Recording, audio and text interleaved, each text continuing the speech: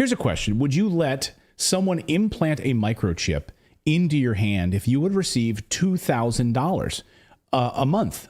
A month in return for getting a chip put in your hand. You heard me right. We'll give you universal basic income, basically, 2,000 euros, $2,000 a month, if you allow us to put a microchip in your hand. That's exactly what's about to happen as part of the rollout of the central bank digital currencies. That's a carrot for them to rope you into this mess. We'll get to that part of the story in a minute, the chip implantation process, not the corn chip, as Dan said in our chat, but a actual metallic tracking chip.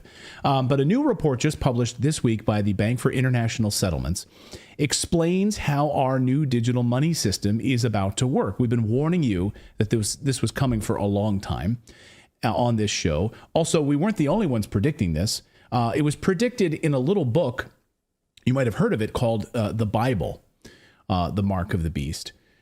For one thing, this is how this new system would operate. According to them, the Bank for International Settlements, the new reserve currency, forget the dollar as you know it, basically. This will be the new reserve currency, which is how they want to label it and how they are labeling it. This would be used to settle all transactions. As everyone moves away from the US dollar right now, this seems like perfect timing to be moving to this new system. So are they purposefully torpedoing the US dollar in preparation for a global new reserve currency? One might wonder, right? We don't believe in conspiracy theories around here, but you have to wonder. It could include the confiscation of all property, physical property. By assigning it, every item would receive a real world. Every real world item would receive its own unique digital token. So, what do you guys think about this? Right, this idea that they could. I'm not saying they're going to. But your car, your house, all of these sort of physical items that need a token process, you have to get them digitally tokenized in order for you to claim ownership of these items. No more selling cars without a digital token, right? No black market of selling cars. They all have to be tokenized. They all have to have a digital tracking ID to know exactly who owns them through this, what they call this transparent process. So it's like a blockchain for the world. Right. I mean, it would be on the blockchain, right? Everyone would be given a tokenized digital ID. And I'll explain more about exactly the tokenization process in a moment. But basically, the idea that if you don't comply with this, then we're going to take your property and tokenize it ourselves is the idea. And they won't come out and say this, but that's exactly what some people are worried about, is that they would take your items, they would take your physical property and do it for you, or confiscate it altogether if you're not willing to comply. And think of it like contraband. It would be considered contraband. Imagine trying to go through the airport or airport security with that laptop that you didn't have tokenized, so there's no digital footprint of it. Oh, what is that? What is that item that you're carrying there? Why do you have that there? Oh, I'm sorry, I didn't have it registered with the government. I don't have a digital ID for that item? No worry, we'll take it off your hands. So your digital wallet, your car, your house, your laptop, your phone, all of it assigned a digital token. Inside those tokens would be a set of rules for how each item can and cannot be used, so that each person can be controlled and conditioned directly by the central bank. You've used your digital wallet to buy your allotment of beef or chicken this month, you're cut off. You're cut off. Your wallet is not limited. Your wallet is now limited until next month. And by the way, you think this is like a conspiracy theory. The Federal Reserve, literally on their website, loves and talks about the benefits of expiring currency, the expiration of currency. And hey, China's already doing it in part. So there's already limitations and expiration of currency. We already have this. And the Fed is openly talking about this on their website. Think this is a dream? Okay, just wait until it happens. Let's actually let them describe. So here is, after this Bank of International Settlements rolled this out last week, here is their tokenization process in their own words. Just watch sort of let me know if you think that this is creepy in any way. Watch.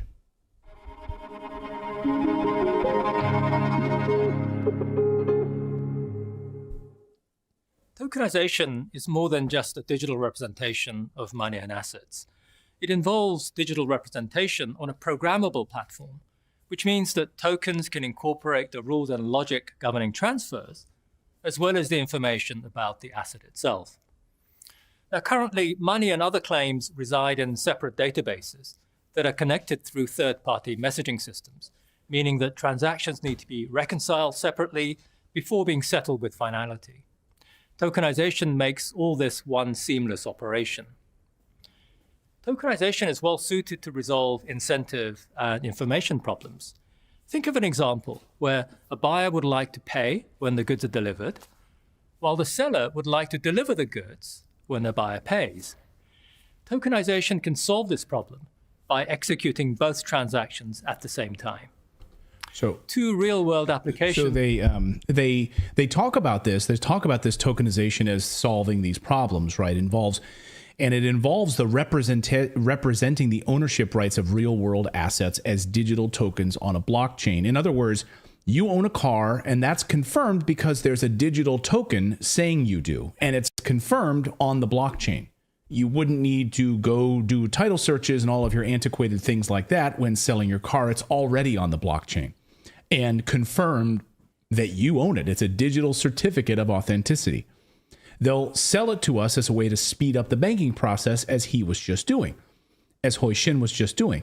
Right now, there are 10 steps in order to wire money to someone. It's long, especially if you're not using your bank. Like if you're, doing a wire from like Bank of America to PNC Bank, there are multiple steps. Each bank needs to verify that you are in fact sending the money. They need to basically send a request. So now tokenization and CBDCs would wire money that can do this in one step, one verification process instead of 10 steps. So it sounds great. That's how they will sell it to us. It's easy. It's faster. But what if government controls the blockchain? And what if the main currency is a central bank digital currency run by the Fed? And you want to use Bitcoin? You want to use Dogecoin? You want to use cash? Sorry, that's outlawed now. You can't do that. Oh, you're using this illegal currency? Sorry, you're going to jail. We already see the move towards trying to get rid of digital currency that's not run by the federal government. They don't like Bitcoin. They absolutely don't like a lot of these other cryptocurrencies. Sorry, that's outlawed. You need to use America's digital currency or the EU's digital currency. That is controlled by a central power. You don't need to imagine it because it's already happening. But more importantly, it's all about the control. Buried towards the end of this report is this nugget on who would control these transactions. And again, this is why no one's covering this story, because it's nuanced and it takes time to explain this all. So you're just going to wind up one day with this thing in your wallet, a digital wallet, and no one's going to explain this to you. In this report, buried deep in this, like 40 pages deep, I stumbled across this. The governance section of a unified ledger could follow existing arrangements whereby central banks and regulated private participants take part in governance under established rules. For example, when money and payments are involved in a ledger, the central bank will necessarily play a role as the provider of the ultimate settlement asset. Its specific involvement in governance arrangements could take various forms, much as it does in the case of traditional payment systems, where public ownership, regulation, and oversight, as well as private mutual ownership, are viable options. So, in other words, the Fed will play a necessary role as the provider and the ultimate settlement decider in these transactions. So the central bank, of course, will control these transactions. And it means that it represents trillions of dollars in potential transactions of these governments. They stand to make a lot of money. And according to the report released just recently by the Global Financial Markets Association, this is the Boston Consulting Group and others, estimate as part of this report, look here on your screen, the value of tokenized illiquid assets will increase from roughly $0.3 trillion in 2022 to $16 trillion in transactions by 2030. That in 7 more years, we will jump up by almost $15.5 trillion in additional settlements.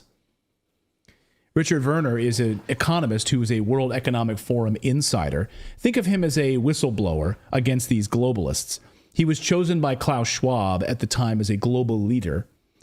Here he explains how the CBDC or central bank digital currency will start off on our phones as an app, but then move to something far more nefarious. An implant in your hand. Yes, a chip in your hand. Listen.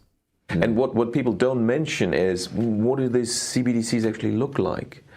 You know, at the moment, there's a bit of talk about this being phone-based apps. And yes, that is the initial phase. But what was already ready around 2015 is the ultimate goal. What they really want, apparently, I was told by a central banker, is, you know, CBDCs looks like a small grain of rice that they want to put under your skin, which is, in my view, a violation of human dignity. And they realize there is a hurdle. So to get people to accept this, there will be, you know, why suddenly all the billionaires saying, let's have universal basic income? Because the story is going to be, oh, now we've created this vast unemployment and disruption and crises. Well, we need universal basic income. You will get 2,000 euros into your account every month. But of course, to run this efficiently, we need to use the latest technology. So, you know, you need the CBDC chip implant. Okay. So you get this universal basic income. Right. That's the carrot. But you can't actually then make any more than that. That will be like, you have to have what everybody has then. Well, I mean, I don't know if you make more money than that, or you probably have to qualify at a certain threshold. But, you know, would you be willing to go along with, this is the question, and it's going to work. I guess There's that's gonna be my so many extrapolation is like, the scary part is this becomes the Hunger Games. You just get your portion, right? And then you have no rights to anything above that. And I think when, like we talked about it before, it's like it's going to target the poorest people because they're the ones going to be wanting to get on board with this because it's going to make life easier for them. It's like you get this stipend plus your income, and this is going to make it easier for you. Yeah, I mean, that's the thing. I think this is going to work. Mm-hmm. This is how they will get people. We will put you on a universal basic income, and you will be given a certain set of parameters how you can use this income. And by the way, you're going to have to get a chip in your hand for tracking. That's how you will access it, right? And additionally, you will then you will be capped at certain purchases. Your carbon footprint will be tracked. What are you buying? Where are you going? And the idea, of course, that, oh, this is only for purchases. We won't be able to track your physical location, your whereabouts. Really? Communication, how is it being tracked? Is it Bluetooth, near field communication? I just walk up and tap it against any kind of like a soda machine. We've already seen them rolling it out at different grocery stores. We see people in Sweden are jumping on board with this, wanting to use this on a regular basis. So there's people already electing to use this, wanting to use this. And they'll do this with the promise of basic income. $2,000 a month. Would you do it? Let us know in the chat if you would do that. This is not some fever dream, by the way. Where did this come from? This was explained in great detail by Klaus Schwab himself in 2016. Listen. Aujourd'hui, au bout de ça, on parle de puces qu'on pourra s'implanter. Ce sera quand ça? Certainement dans les 10 années à venir. Et d'abord, on va les implanter dans nos vêtements, c'est-à-dire wearables, comme on le dit. Et après, on pourrait s'imaginer qu'on les implante dans nos cerveaux ou dans notre peau.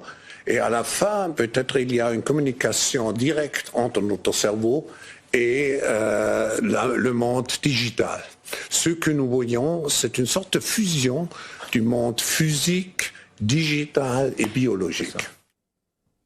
Yeah. Digital and biological. What do you guys think? Am I the only one outraged by this? They want to inject this and to be able to control our monetary policy. I know this is a little hard for some people to swallow, but they are doing it, guys. I mean, this is what's coming out with this reserve currency. This will be, and I have to ask the question, I'll ask it again. Do you think they intentionally torpedoing the US dollar in favor of this currency? It makes it unattractive. And they want us to move away from cash to begin with. That's been the plan all along. But, I mean, the writing is on the wall here, guys. I don't know. This is the kind of thing that I want to sort of put aside and be like, no, until I cannot longer. Until they're knocking at your door. We're here for your chip installation. Right. Natalie, where's your hand? I guess I'm more prone to consider something like this after the pandemic as a reality. Yeah, as a reality. It's like it sounds so fantastical that like you would just like brush it off as being like that's just too crazy. But then again, like Yeah. Right. I don't think it is. Yeah, given what we've been through now, it seems so a little too transparent. And who was it that it was a singer who does these projects that sort of prepare us for futuristic endeavors, that does movie? You talked about this a long time ago. It was a lead singer from some band who does these fictional projects to prepare us for a science fiction reality movie projects. Oh, are you talking about DeLonge from formerly Blink 182? Yeah. And so that sort of puts the idea in my head that like maybe we have been warned about this through fiction for a long time. And you can think of so many cautionary tales, Gattaca, Hunger Games, all of these. The drip feeding of it. I mean, but you don't even need like fiction now. In modern days, all you need to do is look at the Bible, and looking at this prediction of the mark of the beast and this idea of being able to track. So I don't know. I mean, and this is... I don't know if that's a literal interpretation of mark of the beast, though. I mean, the mark of the beast is a sign of evil, like a sign of, I'm not sure if it was, maybe my interpretation is a bit more literal than that, or figurative.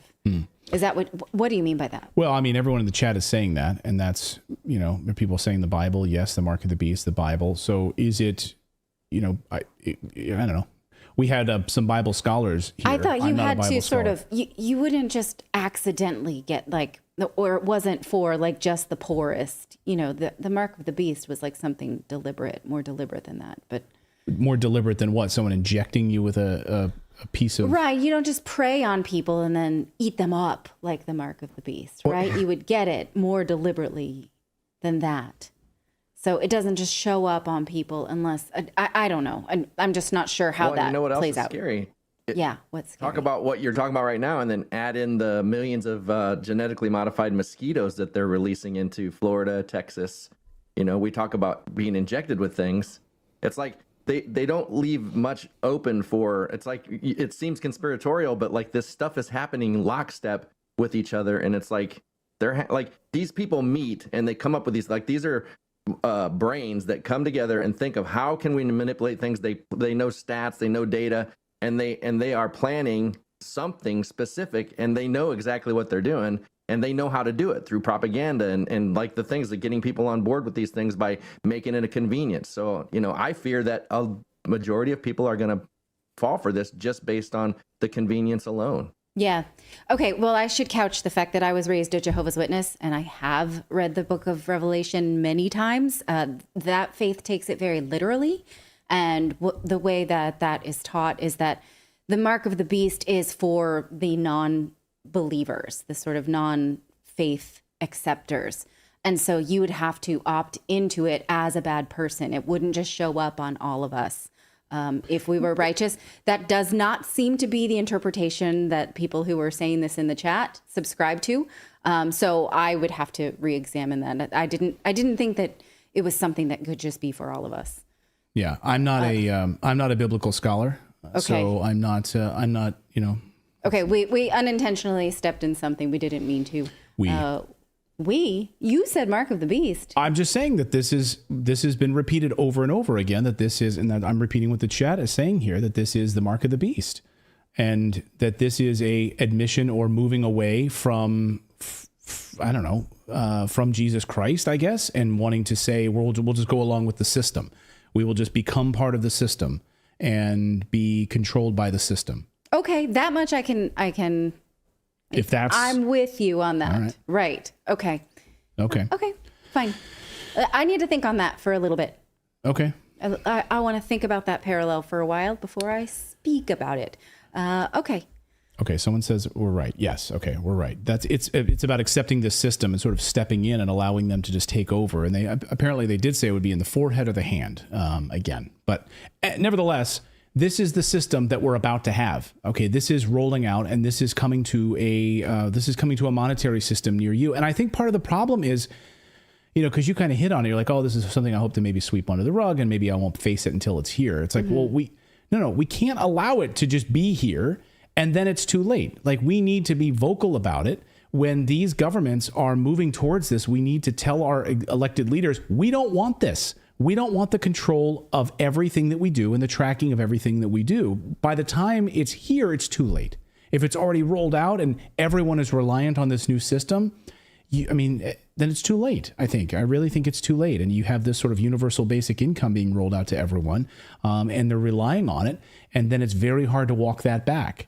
Yes, I understand what you're saying. It's very hard to rewind the tape then and be like, oh, well, guess we didn't have a chance to talk about it like we did. Yes, but we saw during the pandemic that most government handouts are something that bite you back. So we already know this, right? This is not new information. But it's we can share this segment. You can share it on social media, push it out there, get the word out about this. This is actually happening and it's coming. So we can all say we're not ignorant about it. And we can take action about it. I think it really is troubling to me, especially what the EU is already doing with limiting the amount of cash you can use and give out to people. Like beyond $300, you're considered basically in the gray area of criminality if you're using to pay for things with more than a certain hundreds of euros for things. This is what's coming.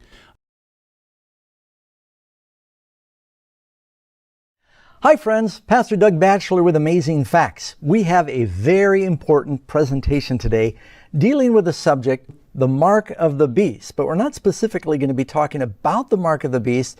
We're going to be talking about a very common misunderstanding of where is the mark of the beast. What does it mean when it says the forehead or the hand?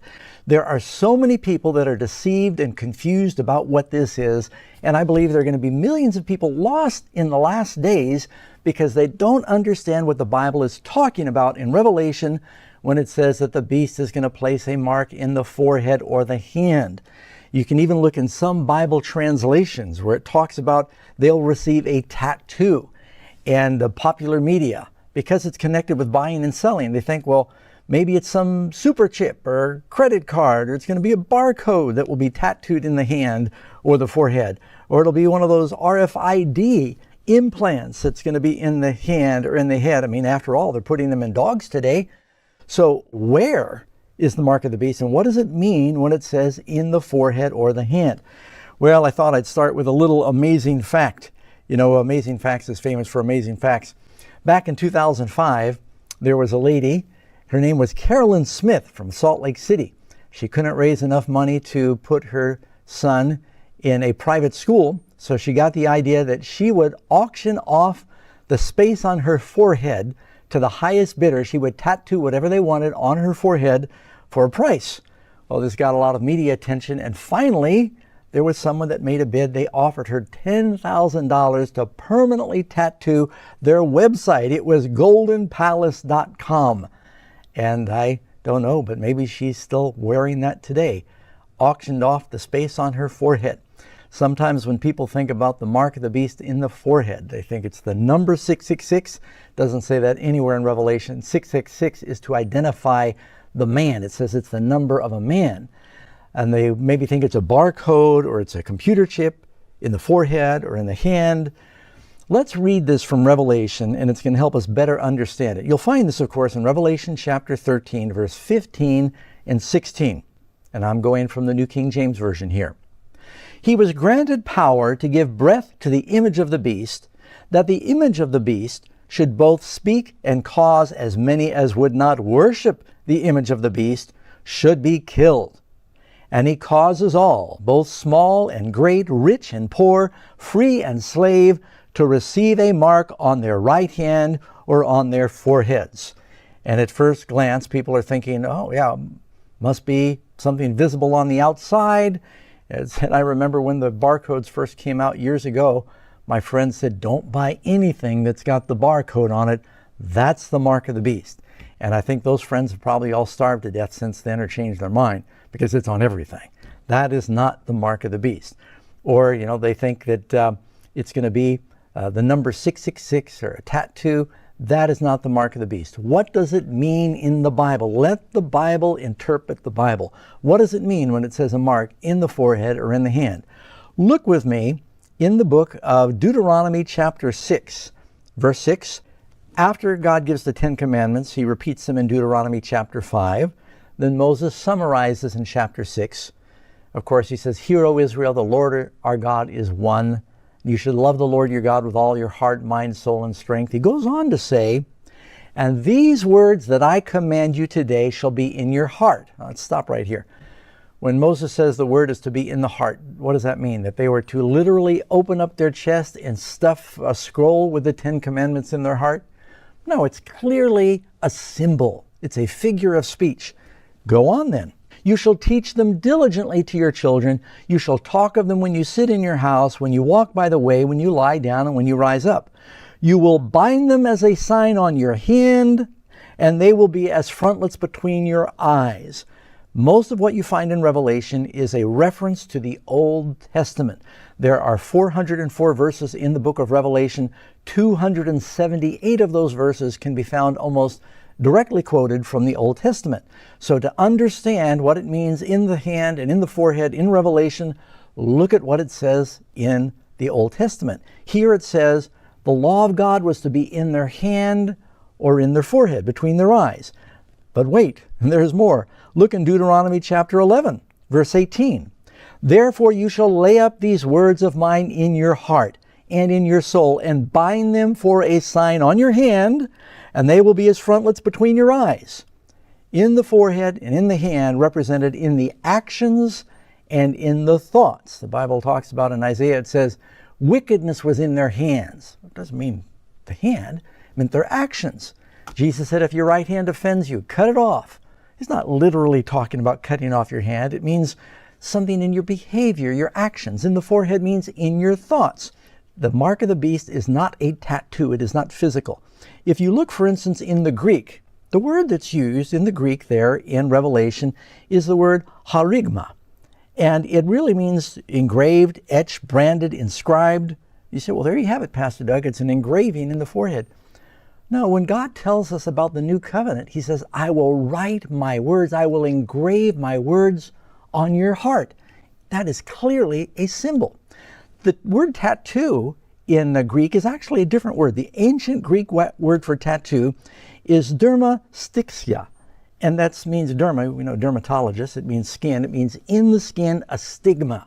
They would have used a different word if it was a tattoo. They didn't use that word. They used the same kind of word to say engraving in the heart, in the forehead, in the hand, meaning in the actions. Let me give you a few more verses. I quoted 2 from Deuteronomy. Let's go to Exodus chapter 13.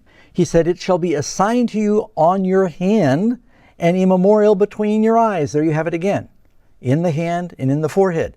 Go to Exodus 13, verse 16. It shall be as a sign on your hand and as frontlets between your eyes, for by strength of hand the Lord has brought us out of the land of Egypt. This is just the Hebrew way of saying it's to be close to you. It's to be in your actions.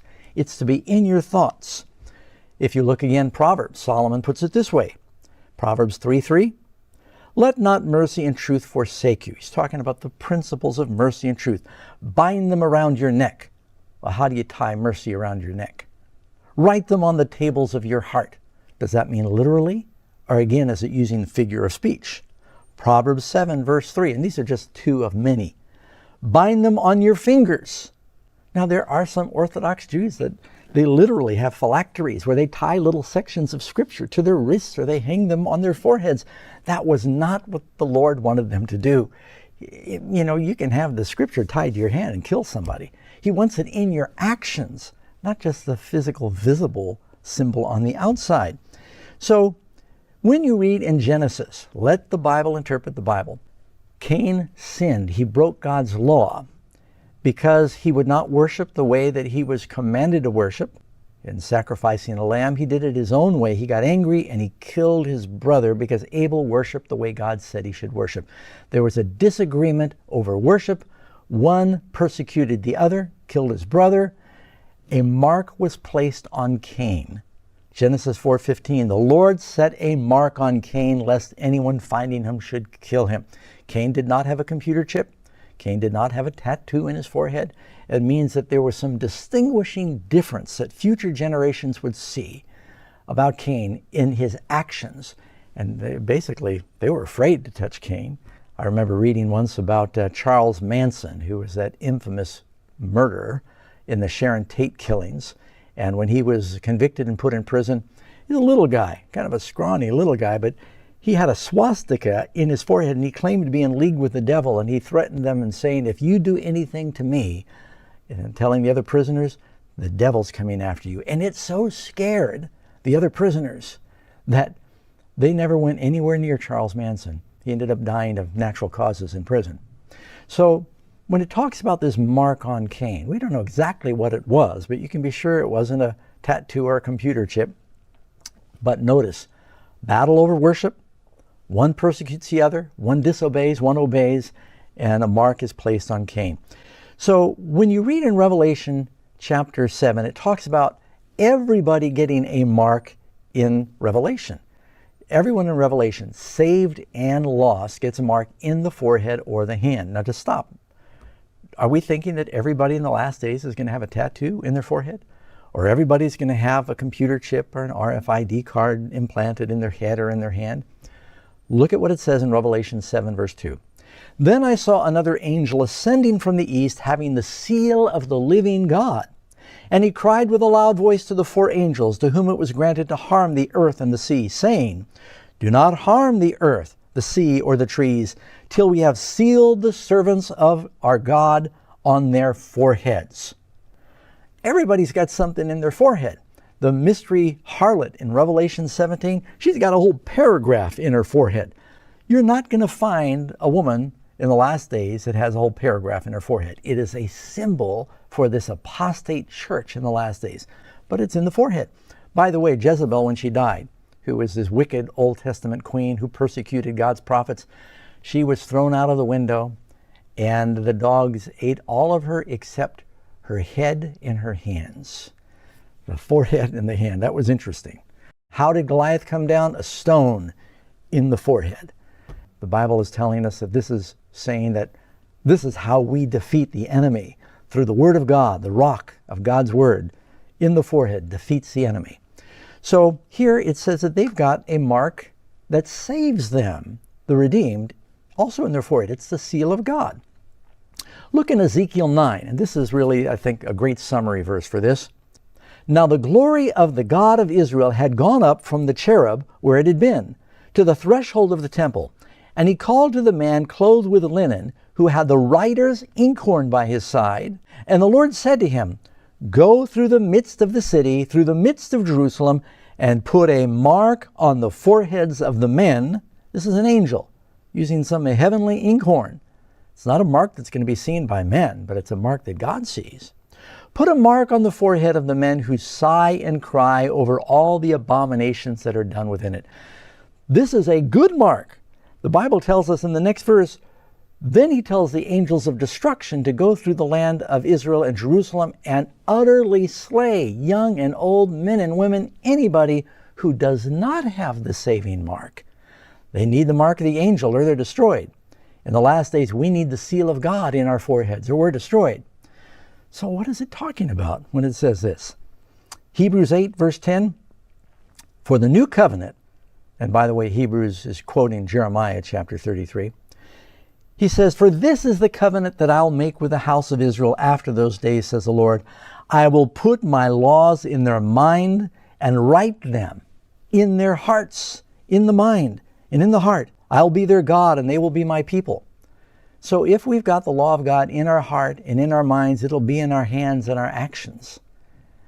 Very simply, friends, in the last days, it's telling us that this is what we need. We need the law of God written in our hearts. Loving the Lord with all of our heart, loving our neighbor, that we're obeying the commandments of God.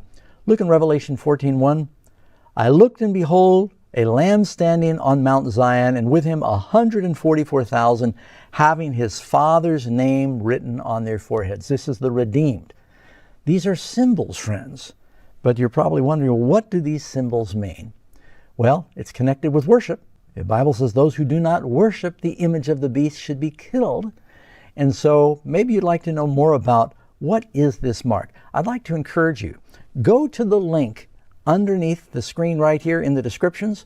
You're going to see a link that'll take you to a video, and it talks more specifically about what is the mark of the beast.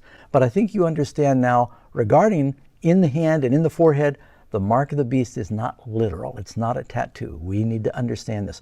Friends, I pray you've been blessed. I hope that you'll click that you like this. Do it right now. And that you'll share this with your friends and subscribe.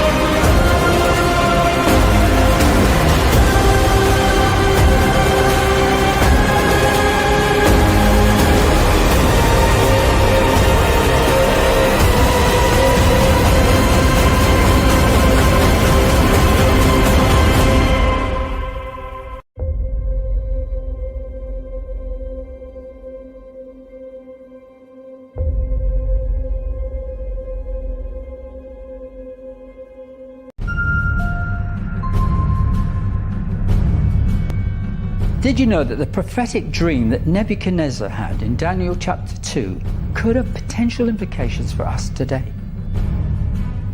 The dream featured a huge statue of a man whose splendor was excellent and its form was awesome. And the head of the statue was of gold, its chest and arms of silver, its belly and thighs of bronze, its legs of iron, and its feet partly of iron and partly of clay. Each section represented a kingdom, and the head of gold was one of those kingdoms of Babylon, ruled by Nebuchadnezzar himself.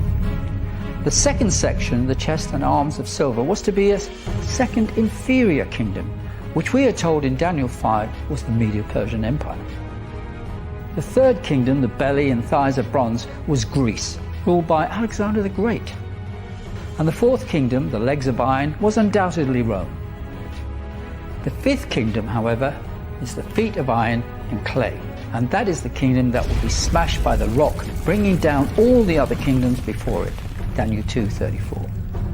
Now, while opinions differ on who this last empire is, most Christians believe that this is to be the Antichrist kingdom, the final kingdom, which is spoken of in Revelation chapter 17, verses 12 and 13. Here, the Antichrist leads a coalition of 10 nations, which is in verse 14, is defeated by Christ, who then sets up his eternal kingdom, where the kingdoms of the world become the kingdom of our Lord and of his Christ. Revelation 11:15. Jesus said there will be signs to help us identify the time of the end and of his return.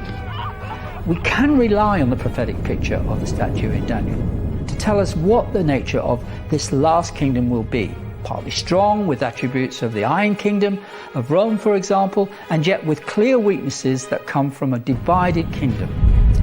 Does this sound familiar? Our hope is secure, though, as the book of Daniel in chapter 2, verse 44 finishes this particular prophecy with these words. And in the days of these kings, the God of heaven will set up a kingdom which shall never be destroyed.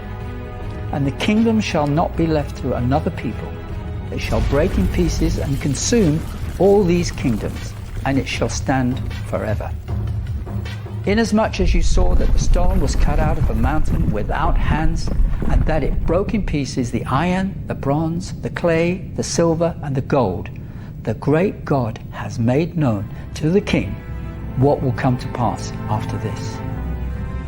The dream is certain, and its interpretation is sure.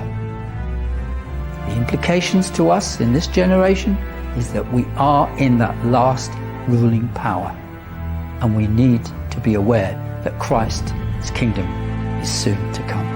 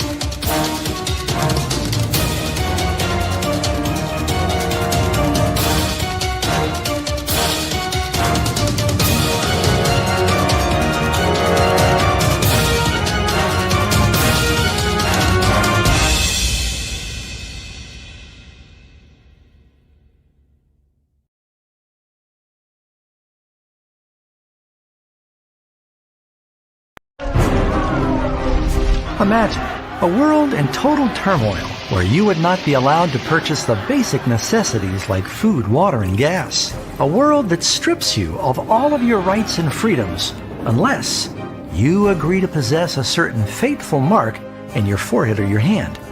A mark that represents a license or permission to live in the world's final civilization.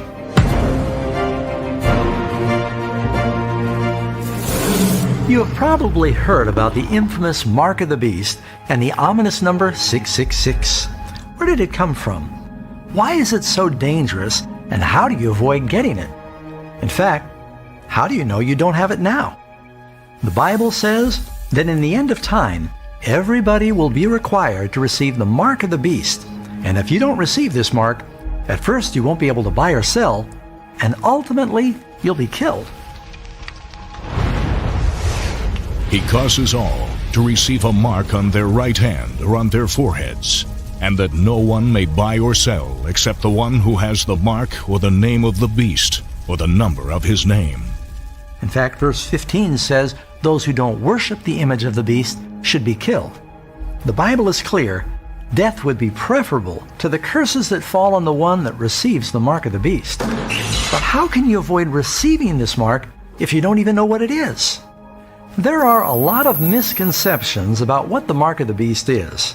Some, for example, believe the mark of the beast is a barcode or a tattoo that is branded on the forehead or the hand. Others believe that the mark is some form of computerized ID chip that's inserted under the skin. And then there's still others that think that everybody is going to be told to line up and receive their 666 credit card. While the number 666 is associated with the name of the beast, the number itself is not the mark.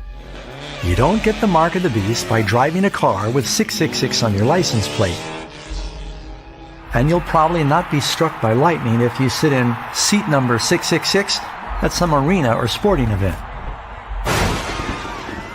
The truth is that the mark of the beast is not a physical external mark at all. What's even more surprising is that most people don't realize the Bible teaches everybody in the last days will have one of two marks. One group has the seal of God in their foreheads. The other group has the mark of the beast. The seal of God is having the law of God in our hearts. And these words that I command you today shall be in your heart. You shall bind them as a sign on your hand, and they shall be as frontlets between your eyes. It shall be as a sign to you on your hand, and as a memorial between your eyes, that the Lord's law may be in your mouth. So we can see from these examples, in the hand and in the forehead is symbolic of having the law of God in our actions and in our thoughts. That would mean that the mark of the beast in the hand or the forehead is also not a physical external mark, but rather it represents some distinguishing difference in the thoughts and the actions of the lost. Their works are works of iniquity, and the act of violence is in their hands. Their thoughts are thoughts of iniquity. In the hand, in the actions, in the head, in the thoughts. It's a symbol. The Bible says in the end of time, everybody will receive some form of mark. It's not going to be a tattoo or a computer chip or a credit card. That's just what the devil wants people to think. Satan has managed to get just about everybody to focus looking in the wrong direction, while the real mark of the beast is creeping up right behind them. So what does the mark of the beast symbolize? Nobody has it yet, but soon many will. You need to make sure it's not you. There are few subjects that are more misunderstood, and very few subjects that need to be understood more.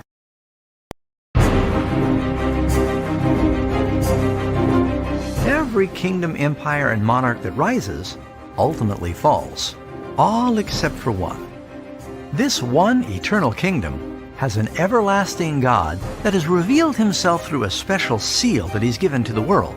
But before this eternal kingdom comes, his followers will be stripped of all of their rights, forbidden to buy and sell, and eventually face execution, unless they receive another seal, a mark that gives homage to a different God, the beast of Revelation. From our prior video, we learned that in the last days, there will be two significant seals or signs, and that every person will ultimately receive one of these two opposite marks. We also know that both of these marks are hidden. They represent our actions, our thoughts, and our worship. We need to uncover what they really are, because one is a mark of loyalty to God, and the other is a mark of loyalty to the beast. But before we can discover what the mark of the beast is, we must first understand what is the seal of God. Typically, a seal has the name identifying the authority, the title of that authority, and the territory the authority governs. For example, when Jesus was put in the tomb, the government seal was placed on the stone door at the entrance. It no doubt read, Pontius Pilate, Governor, Judea. So does God have a seal? And if so, what is it? Seal the law among my disciples. So we can clearly see the sign or seal is connected with the law of God. So where do we find the seal in the law? It's in the 10 Commandments, hidden in plain sight within the 4th commandment. Remember the Sabbath day to keep it holy. 6 days you shall labor and do all your work. But the seventh day is the Sabbath of the Lord your God. In it you shall do no work. For in 6 days the Lord made the heavens and the earth, the sea, and all that is in them, and rested the seventh day. Therefore the Lord blessed the Sabbath day and hallowed it. Right here within the law of God, in the longest of the 10 Commandments, in the middle of His law, we find God's seal. The name of the authority, the Lord, the title of the authority, Creator, and His territory, the heavens and the earth. The Scriptures also say the Sabbath is a sign. Moreover, I also gave them my Sabbaths to be a sign between them and me, that they might know that I am the Lord who sanctifies them. This is the seal of God, friends, to remember and to keep the Sabbath day holy, and to have the law of God written in our hearts. That's the seal. And wouldn't it make complete sense that the beast of Revelation would create a counterfeit seal to compete with God's true seal? With this in mind, we're now better prepared to understand what the mark of the beast really is. Please join me in my next video as we unveil who is the beast of Revelation 13 and what is his mark. Or visit 666truth.org.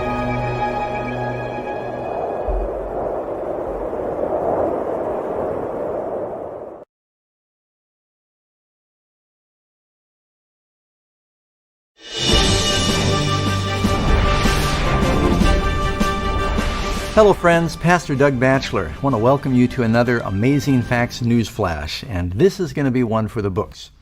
Now, we don't do this because every time the Pope does something, we're supposed to flinch and say the sky is falling. But Jesus told us that if we're to look at the sky and tell when the weather's changing, that we should also be able to look at the panorama of prophecy and see the signs of the times. During the Pope's Wednesday morning, August 12th radio address from the Vatican, he has totally come out of the closet regarding how he feels about Sunday keeping and how it plays in his agenda in the next couple of months. In fact, the Pope said that Sunday keeping is so sacred it is the conduit for every grace of Christ. Keep in mind, this comes on the heels of the Pope's encyclical he delivered in June on saving the planet, where he also said Sunday keeping is a way to preserve the environment. The Pope's comments during the radio address were not very long, so to be fair, we're going to play the whole thing for you here on the screen. Be patient with me if I pause every now and then and interject a few thoughts. We begin now a series of catechesis. A catechesis is a Catholic teaching. It's an official teaching when it comes from the Pope that people understand, whether children or adults, prior to induction or baptism within the church. On 3 facets of family life: celebration, work, and prayer. These are the same 3 facets on family life that the Pope will highlight during his meetings in Philadelphia in September. Celebration is sort of a code word that the Pope is using in this radio address to talk about Sunday. You'll see for yourself as I read on. Let us turn first to celebration, which, as we see from the story of creation, are the invention of God, who on the 7th day rested from his work.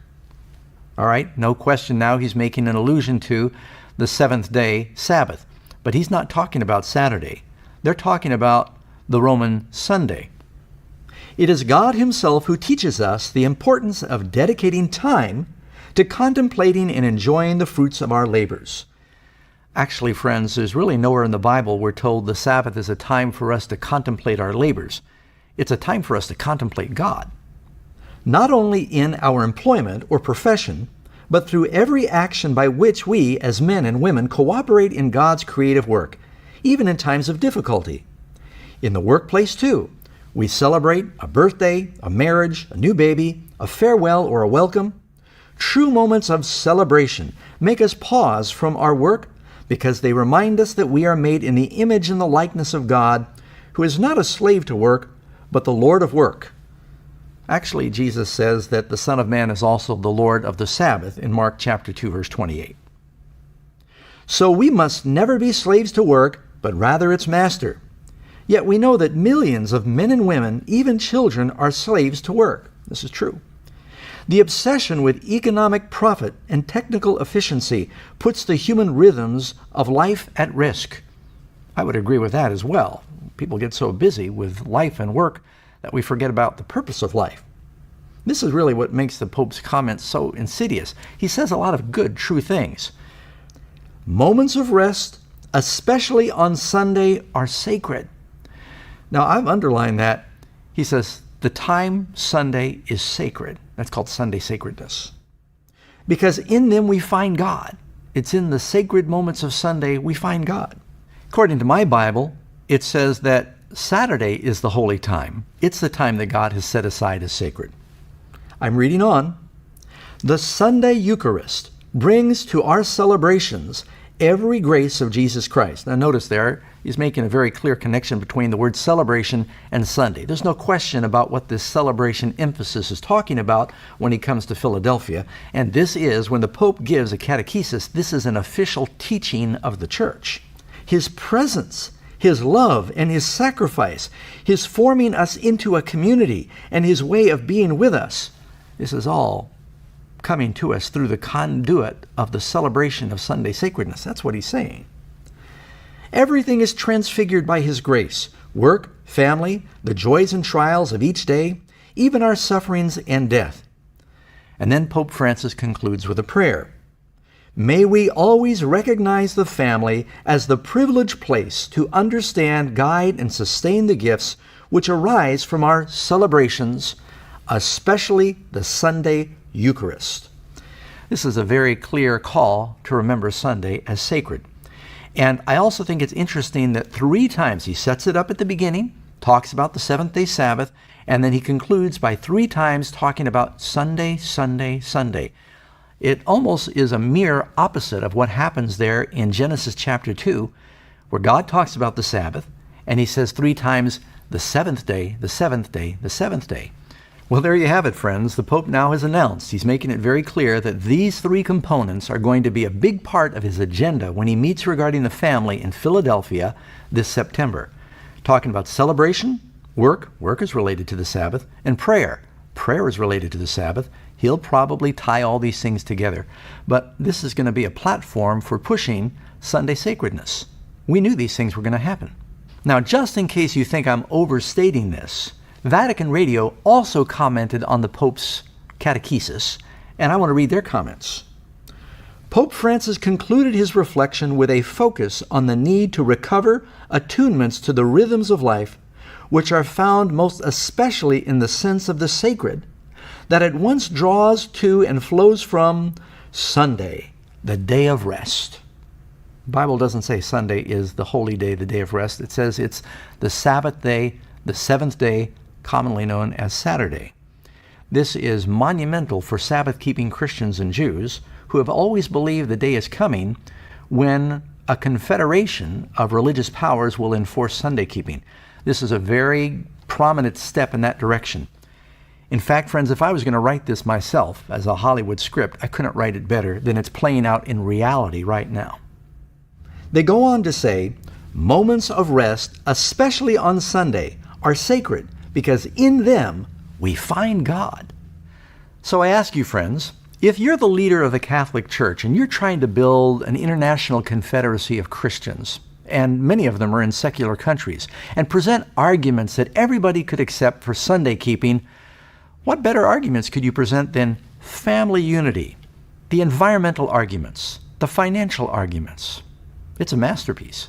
So at this stage, if there was some international catastrophe, if there's some war that develops between radical Islam and Christianity, if there's an economic meltdown, or if there's some natural disaster, to whom do you think the world is going to turn for spiritual leadership? And who is going to be willing at this point to step into the spotlight as that leader?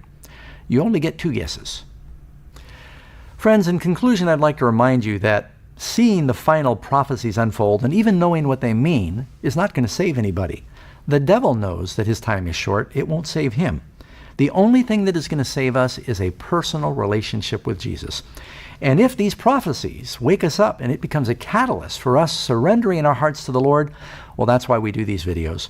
With that, we want to make some more information available. And we're going to go out on a limb over and above anything we've ever done before. Amazing Facts spent 2 years developing a prophecy video that lays out in great detail the very things that are happening right now. It's called The Bride, the Beast, and Babylon. It's a product that we sell. But for a limited time, we're going to make that entire video available for free, and it'll be at the link that you're going to see here on your screen. We hope that you'll watch it. It'll be in high definition, and then share it with your friends. We need to get the message out. And then please keep in mind, it costs Amazing Facts quite a bit to produce these materials. We're just giving it out by faith right now. We hope you'll continue to support and to pray for the ministry. And in closing, I'd like to pray for you and with you. Father in heaven, we see that these final events are unfolding. Things that we only dreamed about before are happening before our eyes. Help us to be awakened to the times in which we live, and how important it is for us to lay aside every weight and the sin that does so easily beset us, and to run with diligence that race, looking unto Jesus, the author and finisher of our faith. Bless these people. Help us get ready. We pray this all in Jesus' name. Amen. Now, friends, as time permits and God allows, we hope you'll continue to look to Amazing Facts, and we'll do our best to keep you informed as these important prophetic events unfold. God bless you.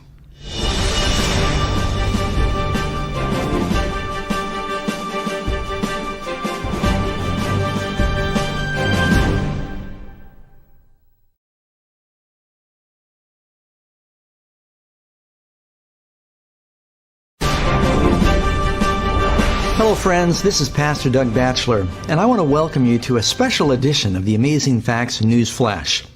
There has been an awful lot happening in this last year dealing with historic prophetic headlines, and we thought it was very important to get this information out to share with you, and we hope that you'll share it with others. You know, as I was reflecting on everything that was happening in the news over the last year, I was making notes. And in considering and reviewing the notes, it is astonishing to me how busy Pope Francis has been in trying to build a confederacy of world religions and world leaders that really are setting the stage for the final events of prophecy. In fact, I don't think it would be an overstatement to say that this year has been one of the most significant years in the history of the Catholic Church in centuries. So our presentation today is dealing with Benchmarks of the Beast, a year of historic headlines. For hundreds of years, Protestants have all agreed that the little horn spoken of in the prophecies of Daniel and the Antichrist spoken of in the book of Revelation is really identified as the papacy. Now, just so you'll know that I'm not the only one that feels this way, take a look at some of the founders of the Protestant Reformation and how they viewed the office of the papacy. For instance, take Martin Luther, the founder of the Lutheran Church and father of the Protestant Reformation. He wrote, "We here are of the conviction that the papacy is the seat of the true and real Antichrist."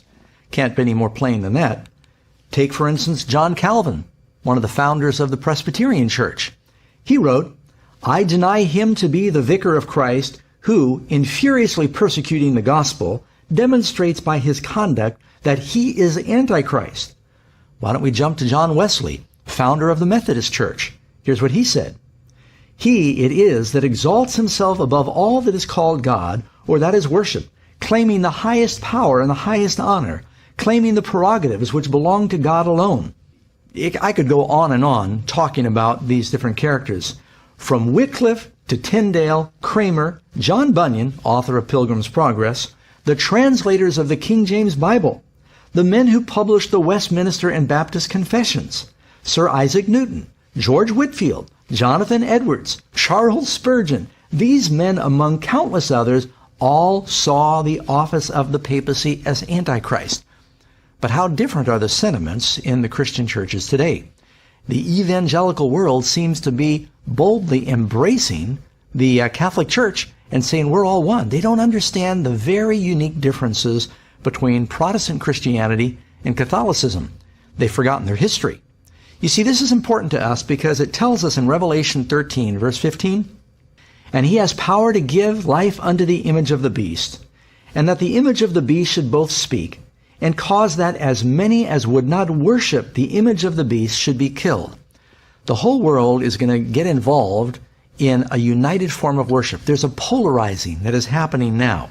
It goes on to say in Revelation chapter 13, verse 16, "And he causes all, both small and great, rich and poor, free and bond, to receive a mark in their right hand or in their forehead, that no man might buy or sell, save he that has the mark, or the name of the beast, or the number of his name. Now, please remember, friends, that it's talking about something economic as well, because it's going to control buying and selling. Many people have forgotten many of the vast differences between the Protestant Christians, biblical Christianity, and what the Catholic Church teaches. For instance, the Bible teaches very clearly we're not to pray to idols, we're not to pray to statues, and the Catholic Church endorses that. Mary is not a god that should be prayed to. Nowhere are we told to pray to the saints, or that the saints are floating around up there for us to communicate with. The idea that we must confess our sins to a priest, or the idea of calling a priest father, are all forbidden in the New Testament. Now, there are many dear Christians in the Catholic Church, and there will be millions of Catholics in heaven. I want to make that clear.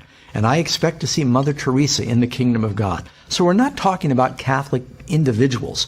We're talking about an institution that Bible prophecies foretold would radically drift from the foundation of God's Word. And that this institution would be instrumental in the last days and compelling the world to worship in a way that the Bible forbids. And true Christians are going to have to choose whether to follow the beast or whether to follow Christ in the Bible. That's why this presentation is very important. Well, with that in mind, let's review some of the things that happened with the Catholic Church and Pope Francis in 2014 and see if you don't get excited realizing we're living near the end of time. I think we all remember how stunned we were when we heard this personal video message delivered with such heartfelt emotion and appeal from Pope Francis to a Kenneth Copeland Evangelical Leadership Conference. And the prelude to that message was where his friend, the Anglican Bishop Tony Palmer, said 3 times in his presentation that the Protestant Reformation was over. Matter of fact, he said, maybe we're all Catholics now.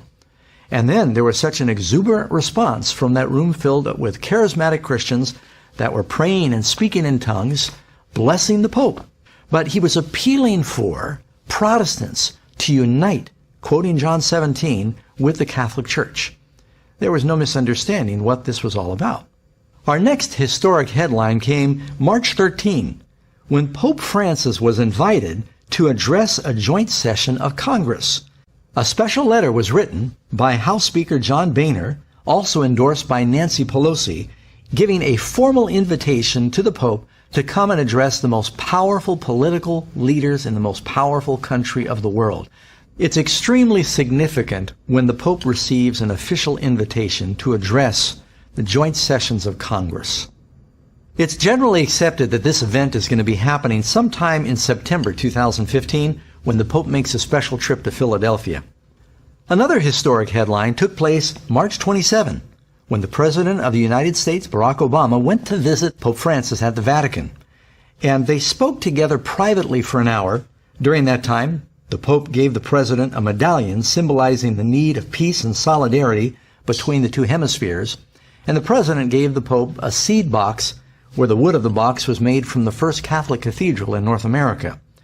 This reminds me of those scriptures that say that the U.S. is going to be that second beast that will make an image to the first beast that had the deadly wound that was healed. The next news flash and historic headline was when the Pope announced that he would be canonizing 2 former popes. It said in the newspaper copy, "In a brilliant PR move, Pope Francis made history again during this event in Vatican City, elevating to sainthood Pope John the 23rd and Pope John Paul II, 2 of his most famous papal predecessors. Many Catholic analysts believe that this was done partly to unify the world's 1 billion Roman Catholics that have been somewhat fragmented." Following the service, Pope Francis gently embraced the former Pope Benedict XVI, who also attended the occasion. 2 living popes there honoring 2 dead ones. Even more importantly, this act is seen as an effort to greatly elevate the status of Pope Francis, who evidently has enough power to declare the other popes saints. What does it mean when a living pope has enough clout and authority to declare dead popes saints that can be prayed to? This event was seen as something that would greatly exalt and elevate the status and power of Pope Francis. This epic spectacle that was attended by thousands of bishops and priests was beamed by satellite all around the world. You know, friends, the Bible is very clear. We don't need to pray to dead popes in order to get God's attention. We can go directly through Jesus. Paul said in 1 Timothy chapter 2, verse 5, "For there is one God and one mediator between God and men, the man Christ Jesus." But wait, friends, there's more. Now for another important headline. May 9th, the Pope advises the United Nations on economics, calling for legitimate redistribution of wealth to the poor. Here you have the Pope. He's a church leader, and he is meeting at the Vatican with the leader of the United Nations, giving the United Nations economic mandates. Oh, friendly advice, I should say. It says here, Vatican City, AP, Pope Francis called Friday for governments to redistribute wealth to the poor in a new spirit of generosity to help curb the economy of exclusion that's taking hold today. Regarding the global economical and political organization, there is still a lot to do. An important part of humanity continues being excluded from the benefits of progress and, in fact, set aside as second-class human beings. The future Sustainable Development Goals should be formulated and executed with magnanimity and courage for them to reach and have an impact on the structural causes of poverty and hunger. Francis made the appeal during a speech to UN Secretary General Ban Ki-moon and the heads of major UN agencies who are meeting in Rome this week. Latin America's first pope has frequently lashed out at the injustice of capitalism on the global economic systems that exclude so much of humanity. On Friday, Francis called for the United Nations to promote a worldwide ethical mobilization of solidarity with the poor in a new spirit of generosity. All of this may seem to be just very innocuous and fine, but what gets my attention is look at the power of the Pope, that the leaders of the United Nations are in the Vatican and the Pope is talking about economic policy. Doesn't Revelation tell us that the time is coming when this beast power is going to declare who can buy and sell? It's all leading in that direction, friends. Another headline. On May 25, Pope Francis made his first visit to the Holy Land, and he called for peace. Il principe della pace. Desidero rivolgere un invito a lei, signor Presidente Mahmoud Abbas, e al signor Presidente Shimon Peres, ad elevare insieme con me una intensa preghiera, invocando da Dio il dono della pace. Offro la mia casa in Vaticano per ospitare questo incontro di preghiera. This was the first time Pope Francis made a visit to the most important holy sites for Jews, Muslims, Protestants, and Catholics. This represents a very significant photo op for the leader of the Catholic Church, showing that here he is, hugging and embracing Jews and Muslims and Protestants all on this holy site. You know, this reminds me of that verse in 2 Thessalonians 2, verse 3 and 4. And the man of sin is revealed, the son of perdition, who opposes and exalts himself above all that is called God or is worshipped, so that he as God sits in the temple of God, showing himself that he is God. You know, friends, it wasn't a mistake, speaking to the general evangelical Christians that are waiting for the temple to be rebuilt and that are campaigning for the freedom of Israel, that the Pope would go to that location to show that he can pull together the world's religions. Reminds me of that passage there in Thessalonians that talks about he sits in the temple of God showing himself that he is God in the context of a religious leader. I don't think any of us can miss that the Pope is framing himself as the spiritual leader for the religions of the world. You can see this is a picture that really says it all, friends. Here you have the Pope standing by the Wailing Wall, this holy site, and he's flanked by Muslims, Orthodox, and regular Jews.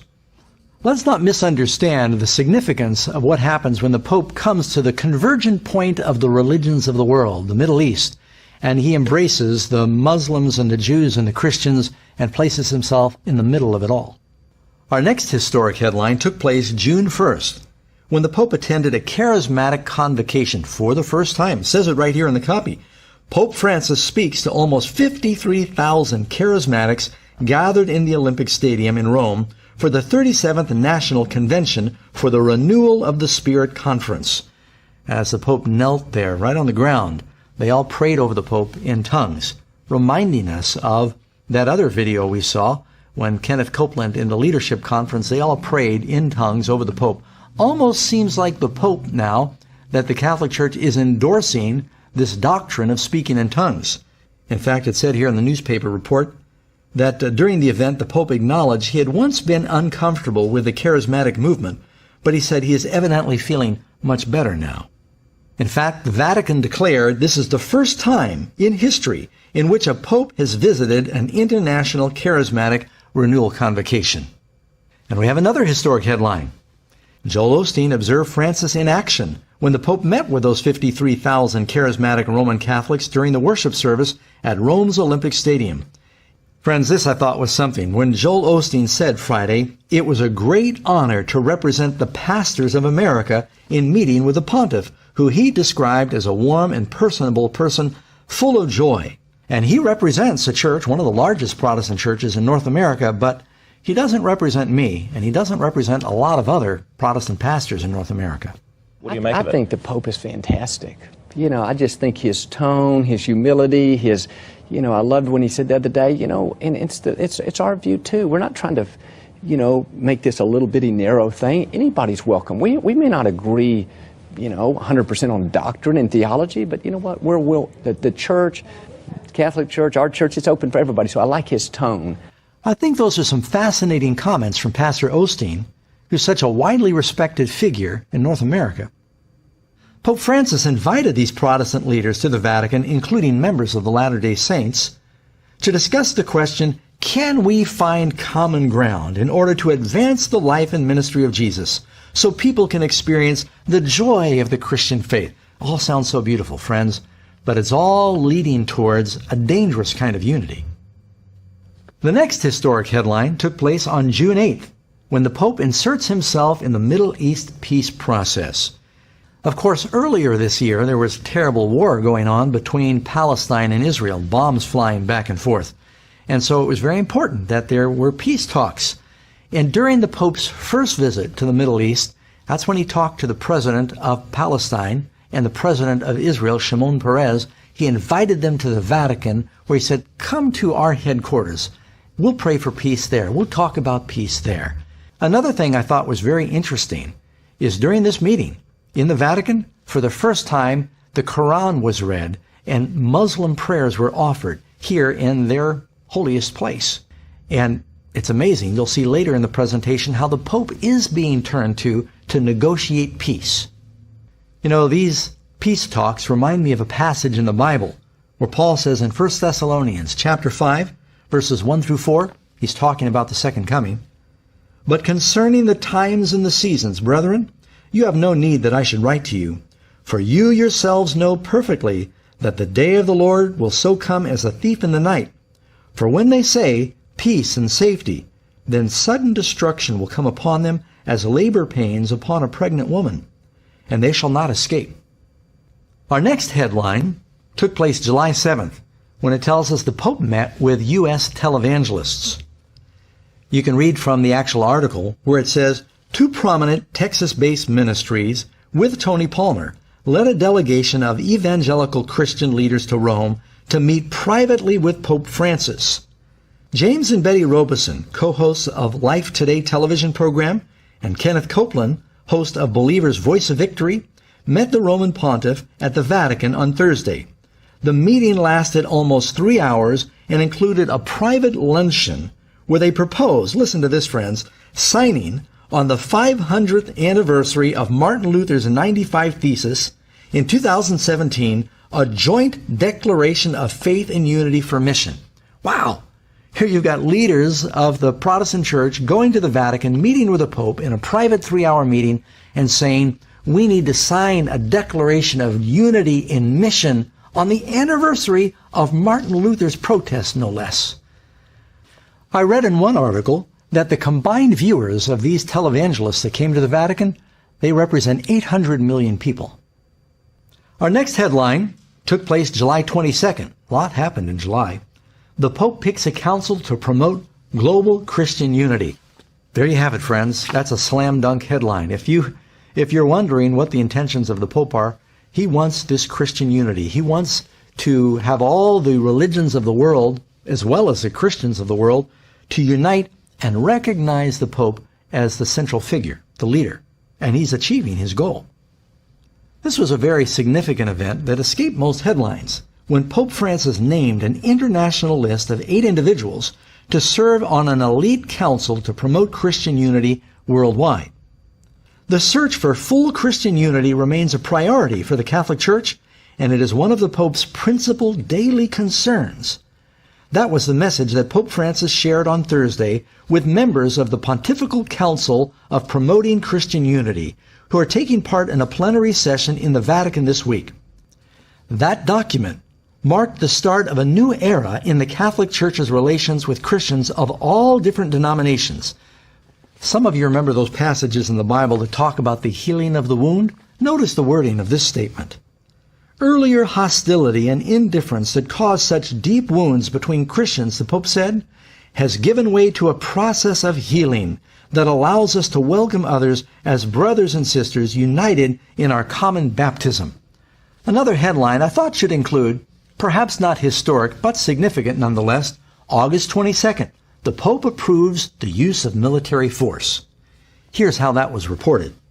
During a news conference aboard a plane on his way home from Seoul, Korea, on Monday, Francis was asked explicitly, "Do you approve of the Americans' bombing?" Talking about the bombing of ISIS. Pope Francis responded, "Che è lecito fermare l'aggressore ingiusto." Now, this was not really a new position for the Pope. The Vatican, of course, has launched many crusades and endorsed a lot of military action throughout history. But I thought it was important to understand, where does Pope Francis stand on these issues? Our next historic headline, September 4, Pope asked to head United Religions Organization. Former Israeli President Shimon Peres elevated the Catholic leader as a central figure for world peace. Traditionally, Jewish leaders have felt the papacy has been compliant with anti-Semitic movements. Shimon Peres called the Pope a more powerful peace advocate than the United Nations. Then, as if that wasn't enough, it tells us that U.S. Deputy Assistant Secretary of State, Jerry White, he called for a global covenant of religions with the Pope as the head. So what would a global covenant or agreement look like to renounce violence in the name of religion, in the name of God? What type of parchment is needed for such a thing? What type of gathering to take the fullness of Sant'Egidio's work as well and go even higher with the invitations of the Vatican and Pope Francis? Everybody's turning to the Pope. You know, one other thing that happened is Fox commentator Judge Jeanine, she said the Pope is the one that ought to lead out in solving the problem of the war in the Middle East. Tonight, Christians in the Middle East marked for death because of their faith, and no one is fighting for them. As Christians are slaughtered, churches torched, and families forced from their homeland, the mass murder of Christians is underway. So who should be defending Christians? Who? The leader of the Catholic Church, the Pope, the man who shepherds the faithful. That's pretty significant coming from Judge Jeanine, who is a very popular commentator on Fox News. Next historic headline we go to October 27. Pope declares faith in the Big Bang and evolution. Well, this really isn't a historic headline because the Catholic Church has said for a long time that they believed in evolution and in the potential of the Big Bang theory. But it tells us where Pope Francis stands. What you find in the article, it says the Big Bang, which scientists believe led to the formation of the universe some 13.8 billion years ago, was all part of God's plan. The Pope said the scientific account of the beginning of the universe and the development of life through evolution are compatible with the Catholic Church's vision of creation. Of course, friends, if evolution is true, then you can't take the Genesis account of creation as being literally true. But Jesus said they are. You see, Christ said, if you don't believe Moses, you don't believe me. Now we have another historic headline. The following month, November 18, Pastor Rick Warren meets with the Pope at the Vatican, and he's invited to speak at the Vatican. Rick Warren, leading American Protestant minister, after meeting with Pope Francis, said, "Up close you can feel the humanity and the compassion that others see from afar." Warren went on to say, "As long as Catholics and Protestants love Jesus, we're all on the same team." Well, friends, I tell you, that kind of troubles me, because I think there are deep, vast differences between what Protestants believe and what Catholics believe. And all of this love language is really, it's being used to build a false unity that's going to work against us in the last days. Participants at the conference, that included Southern Baptists as well as Muslims, Jewish, and Latter-day Saint representatives, considered topics such as traditional marriage, cohabitation, and same-sex marriage. You can see the unity is all being based upon things that are very important to these various religions, but that unity is going to end up backfiring. I think everybody recognizes that Rick Warren, who is probably one of the most influential American authors and pastors, for him to go and represent evangelicals of North America speaks volumes. Why did you want to be part of this Vatican meeting, this international colloquy on marriage? Why did you consider it important that you be there and offer a message? Well, when the Pope invites you, you go. Rick Warren goes on to say, as long as Catholics and Protestants love Jesus, we're really all just on the same team. On to the next historic headline. Newsflash, November 30. Pope calls for all Christians to unite. Well, he's not beating around the bush. He's inviting Christians everywhere to unite. And listen to this. Speaking from Istanbul, Turkey, Pope Francis, joined by Patriarch Bartholomew, the spiritual leader of 250 million Orthodox Christians, he's encouraging all the faithful to join them in praying that all may be one, that the world may believe. The two leaders also signed a document declaring the same. In addition, the Pope and the Patriarch also called on the world to foster solidarity and greater dialogue with Islam that is based on friendship and respect. Have you ever wondered how the Islamic religion was going to fit into the final scenario of the book of Revelation? Well, they're all pushing for a love one another unity here. Again, you find the language healing the wound. Notice, Bartholomew I says in a meeting with Pope Francis, with help the move of the two churches closer to ending their nearly 1,000-year divide. Francis was urging participants to speak out boldly and listen humbly, but also healing the wounds of Christian division. That comes from the Boston Globe. Do you remember that verse, friends? Revelation 13:12? And he exercises all the authority of the first beast in his presence and causes the earth and those who dwell in it to worship the first beast whose deadly wound was healed. There's really no way to misunderstand the Pope's message when he's inviting all of the separated Protestant brethren to come home and unite. Our next historic headline, December 2, Pope joins world leaders to condemn slavery. That's a cause I think we would all support. But just notice that he calls together the religious leaders of the world, and they come to Rome. It says, for the first time in history, major Catholic, Anglican, and Orthodox Christian authorities, along with leaders of the Buddhist, Hindu, Jewish, and Muslim religions, that covers about everybody, met to sign a shared commitment against modern slavery, which is considered a crime against humanity. I agree with the cause of what brought them together, but I think people are missing the very subtle message that is being sent that these religious leaders all continue to come to Rome to have an impact, recognizing the Pope as the supreme religious leader of even the other world religions. Okay, friends, moving on to our next historic headline, December 11. Pope Francis takes the world by storm. This comes from a report released by the Pew Research Center, and it shows that the Pope has broad support across much of the world. 60% of the 43 nations polled have a positive view of the pontiff. And Americans in particular have shown their fondness for Pope Francis, often extolling his simplistic style. According to the same Pew Research study, 78% of Americans view the Pope favorably. The president would love ratings like that. Friends, do you realize that means that Pope Francis has the highest ratings of any politician or religious leader in the world? Next headline, December 15. Pope leads the most progressive year for the Catholic Church. This is actually from an article written by Paul Moses, professor, Brooklyn College in New York. It reads that Pope Francis has initiated a revolution in the Catholic Church in 2014, a revolution of common sense rather than ideology or doctrine. Our next historic headline, December 16. The U.S. asks the Vatican to help close Guantanamo Bay, according to Russia Today.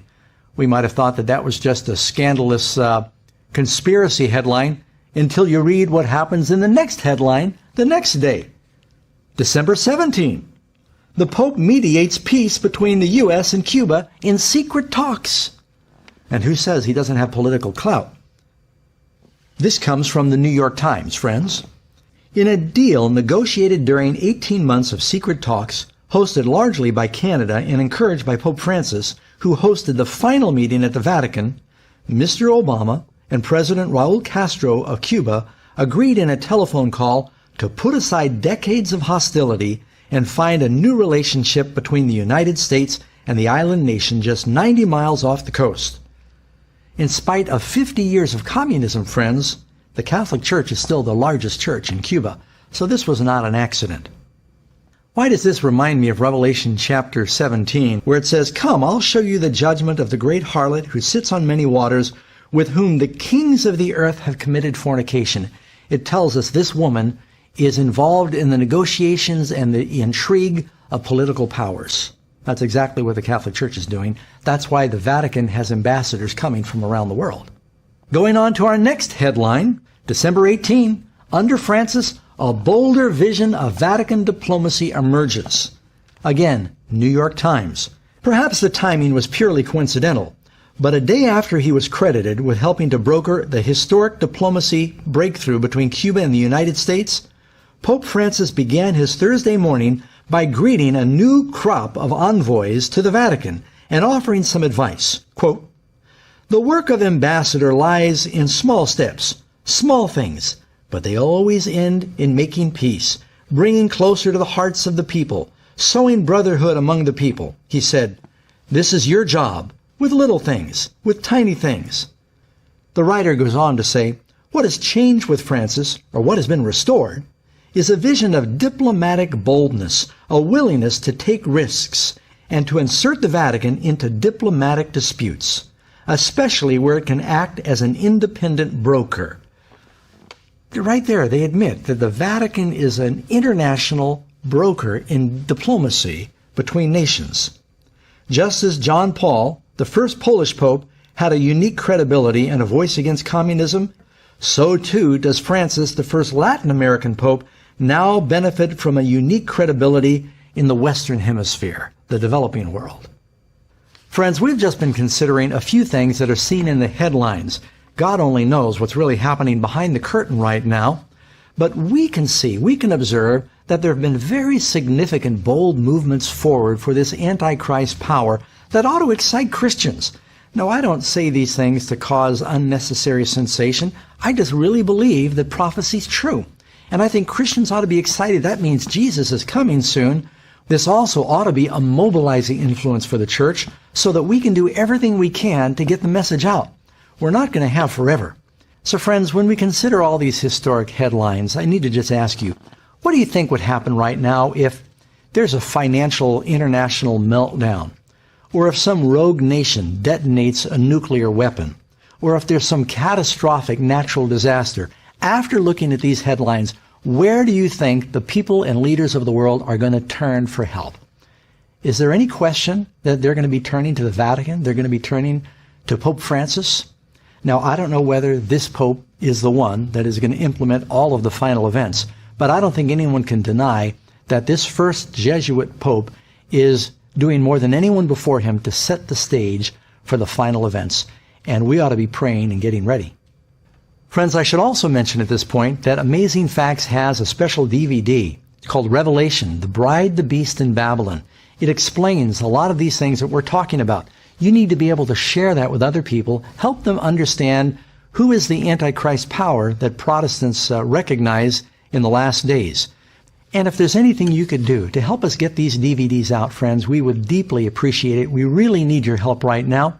We're developing a new study lesson that goes along with our Revelation DVD, and we're trying to create a version that'll make it easy to mass mail this product all over communities and get it around the world, to translate it into other languages. Time is running out. People need to know the truth. God bless you. Let's all pray together. We can be ready for that day when Jesus comes very soon.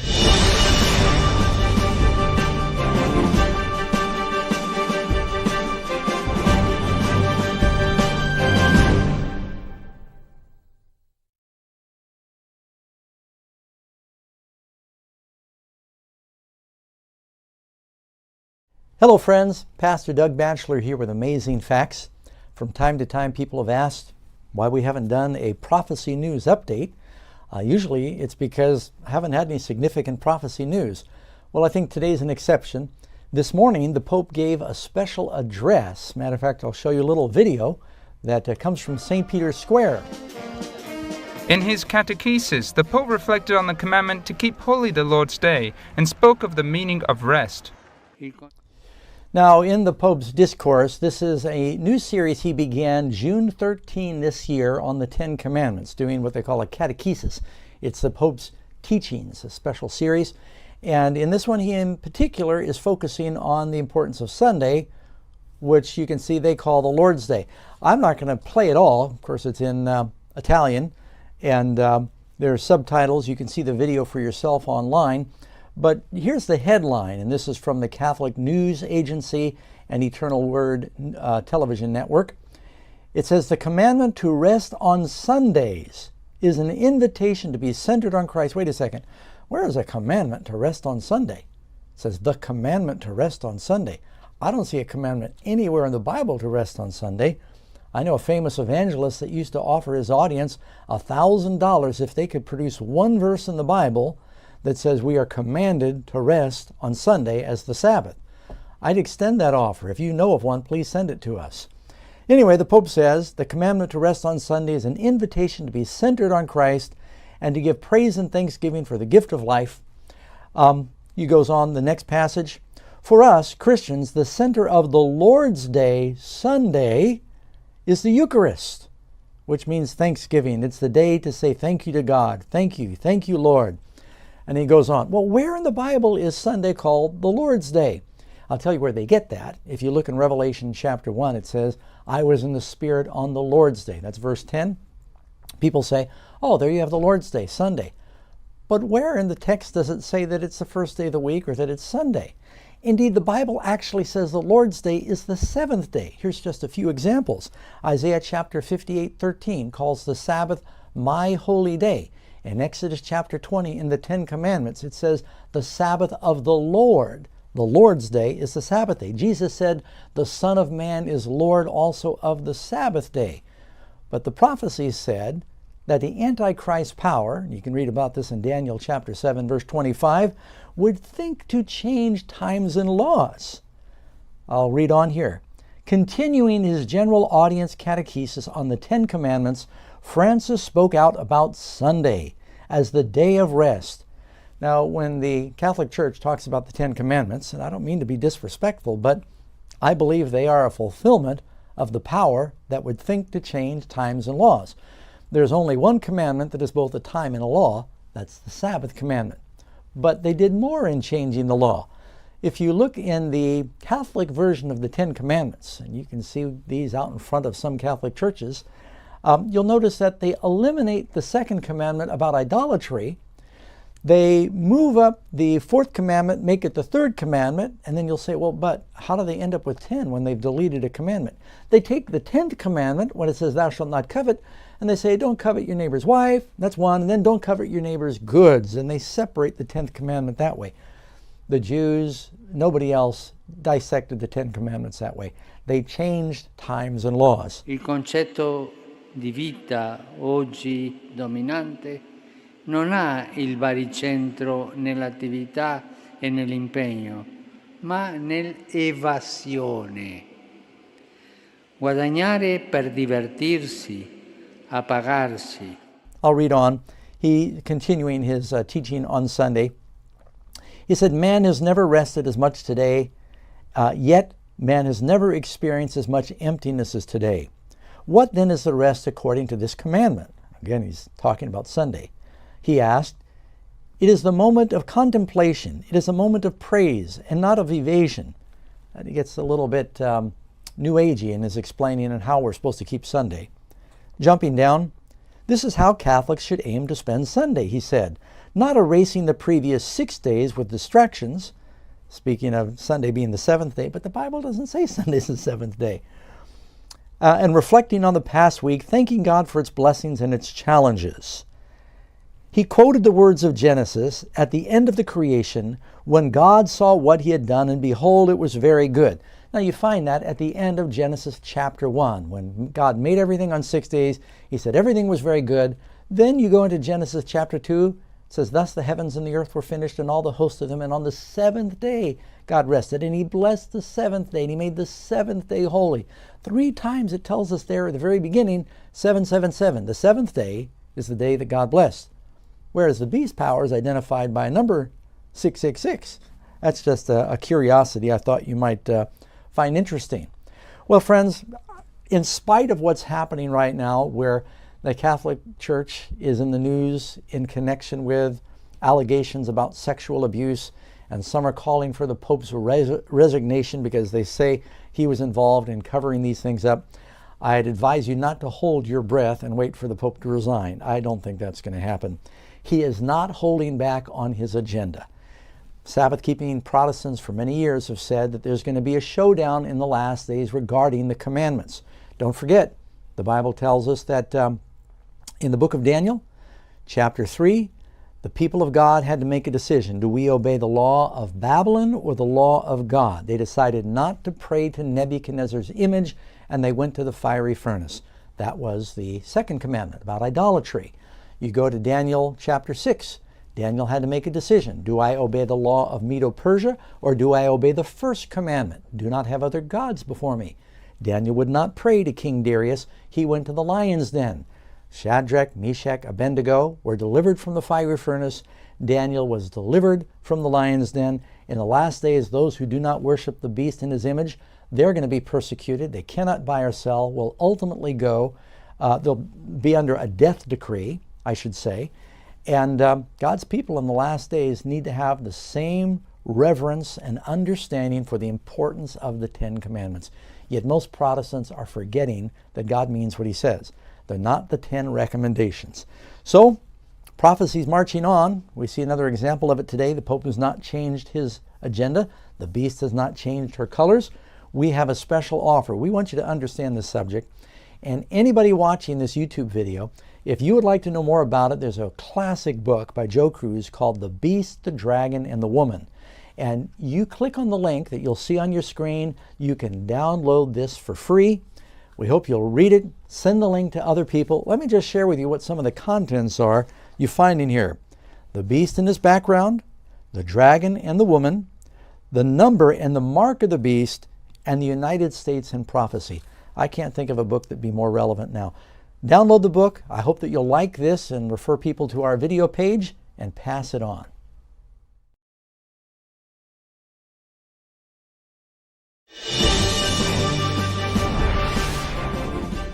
Hello friends, Pastor Doug Batchelor here. It's been a little while since we've done a prophecy news update, but some things happened this week that we think should really capture the attention of most people, especially Protestants. I don't know if you're aware of what the Pope did on Thursday, September 12, but he had a special video where he is now setting up a date to establish a global pact with the leaders of the world to re-educate the young people of the world.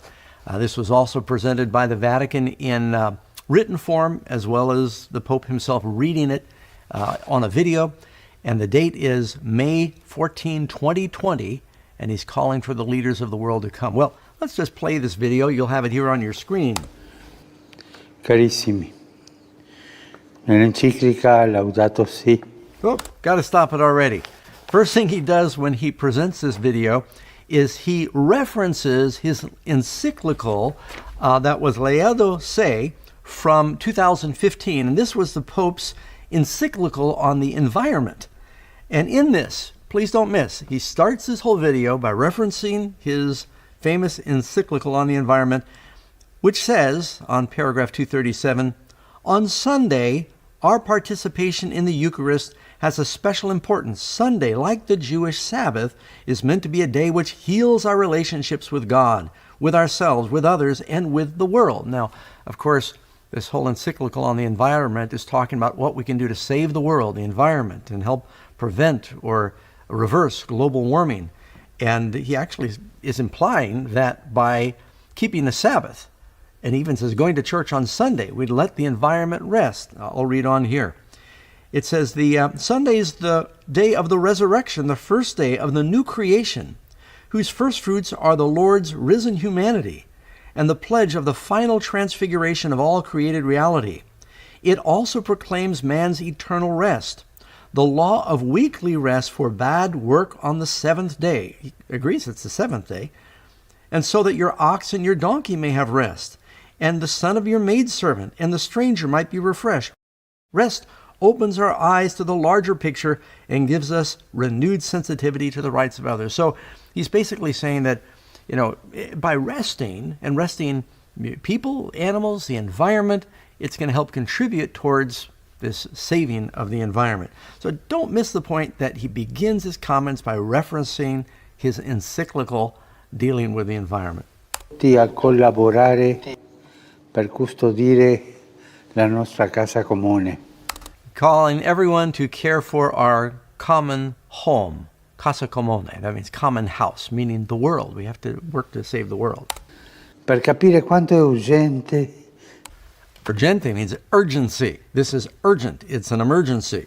Sia la sfida che abbiamo davanti, dobbiamo puntare sulla educazione, che apre la mente e i cuori ad una comprensione più larga e più profonda della realtà. Serve un patto educativo globale. We need a global compact on education. The world needs to be re-educated, and we need the leaders of the world to come together and sign this compact. And a compact, of course, is a firm contract, promise, treaty, or an agreement. So he's calling on everybody to come together. I wonder who's going to write that out. I say facetiously, it'll probably be produced by the Vatican, and have everyone agree that we need to re-educate the world on what we need to do to save the environment. Che ci educhi alla solidarietà universale, a un nuovo umanesimo.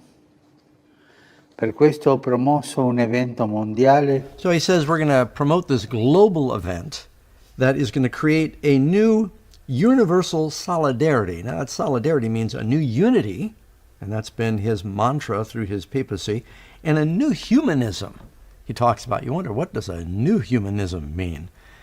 Usually, churches are reluctant to talk about humanistic point of view because Christians do not have the humanistic point of view. We've got the Christian worldview. Che si terrà il 14 maggio del 2020. So he's giving the date. It's going to happen on the 14th of May, 2020. He's inviting everyone to Rome. It's still not clear if it's actually going to be in the Vatican. The Vatican may not be big enough to house the gathering. I think they're waiting to see how many and which world leaders will respond to this invitation to agree to a new education. In un momento di estrema frammentazione, di estrema contrapposizione, c'è bisogno di unire gli sforzi, di far nascere un'alleanza educativa per formare persone mature capaci di vivere nella società e per la società. So he's saying we're living in a time of great fragmentation, of great division. We need to get mature people. So he's saying those that come, they're the mature ones, that are going to agree. This is the only way we're going to really save the world. Come together. Ogni cambiamento però ha bisogno di un cammino educativo. Noi non possiamo fare un cambiamento senza educare a quel cambiamento. No, I can't disagree with what he's saying here, that if you want change, you need to educate for that change. It shouldn't surprise us that the Pope, who is a Jesuit, is talking about the importance to educate for change. This is a primary tenet of the Jesuits, is education, and they operate educational institutions all over the world. They know how important it is to train and form and I almost used the word brainwash people about how to think. Un proverbio africano recita che per educare un bambino serve un intero villaggio, ma dobbiamo costruirlo, questo villaggio. And then he quotes from a familiar proverb that it takes a village to raise a child. That was used by Hillary Clinton both prior and during her campaign. And it sounds beautiful because the word village is not like city, it's not like nation or country or some political power. It's kind of homey. So he's saying that we need to, the world, we need to look upon the world as a village. We need to come together as the village leaders and train the children of the village. And of course, he's talking about programming the children of the world is what this is dealing with. Tutti insieme, per educare i bambini, per educare il futuro. E dobbiamo bonificare il terreno delle discriminazioni, come ho sostenuto nel documento che ho recentemente sottoscritto col grande imam di Al-Azhar ad Abu Dhabi.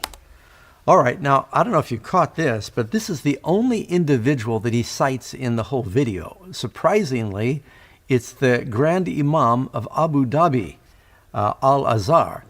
And the Pope earlier this year in February made an unprecedented trip, first time any Pope has been to Saudi Arabia. Keep in mind, Saudi Arabia is the birthplace of Muhammad and the stronghold of Islam. I've been there several times. It's got the biggest mosque in the world. I've been there, and we did some taping there. It is an amazing thing. When we were there, meeting with Christians, it was extremely controlled. You couldn't meet right in the city. They put the Christians in this like compound enclaves outside of the city. And to let the Pope come in just really shocked me that they would do that, because there may even be more expatriate people from outside of Abu Dhabi that work in Abu Dhabi, and many of them Filipinos or Catholic. And there's about 1 million Catholics in this Islamic country. And tens of thousands of them came out when the Pope went, and he went with the Grand Imam, and they embraced each other, and he embraced the king, and was warmly welcomed. They rolled out the red carpet. And you're wondering, what's going on here? Now, I've said before in other videos, don't miss the point that you've got the king of the north and the king of the south. Two of the principal religions in the world are Christianity, 2.2 billion people, and then you've got Islam with 1.7 billion people. And he said it's so important for us to first establish that we've got a joint document between these two religions and world powers so there can be peace and harmony. So that's the reason I think he's mentioning that. That document is talking about respecting the freedoms of different religions. Another reason Saudi Arabia might be very relevant now in the scheme of prophecy is, few as 2 days ago, it appears Iran has bombed these oil fields in Saudi Arabia that has the potential to really accelerate the tensions in the Middle East right now. And that's why the Pope, I think, is mentioning this. Dobbiamo fare in modo che questo villaggio faccia crescere in tutti la consapevolezza di ciò che unisce le persone e tutte le componenti della persona, lo studio e la vita, le generazioni, i docenti e gli studenti, la famiglia e la società civile, con le sue espressioni politiche, produttive, imprenditoriali e solidali. So he's calling together religious leaders from all different aspects of life. He talks about everything from the economy, yet to mention that, education, sports leaders, just every stripe and type of society to come together. They must be leaders in these departments. They may apply, but they must be accepted by the Vatican to come. And so he's pulling together what's going to be the who's who of the world leaders to say, we need to have this compact, this global pact, to re-educate the youth of the world. And they're expecting to change a generation's thinking. Dobbiamo fare in modo che in questo villaggio nasca una convergenza globale per un'alleanza tra gli abitanti della terra e la casa comune. So we're going to build an alliance between the Earth's inhabitants and our common home, the world. This all sounds so good. I mean, the Bible does, after all, say God will destroy those that destroy the earth. He does want us to be sensitive, to care for the garden he planted. Man was originally designed to be a steward of God's garden in Eden.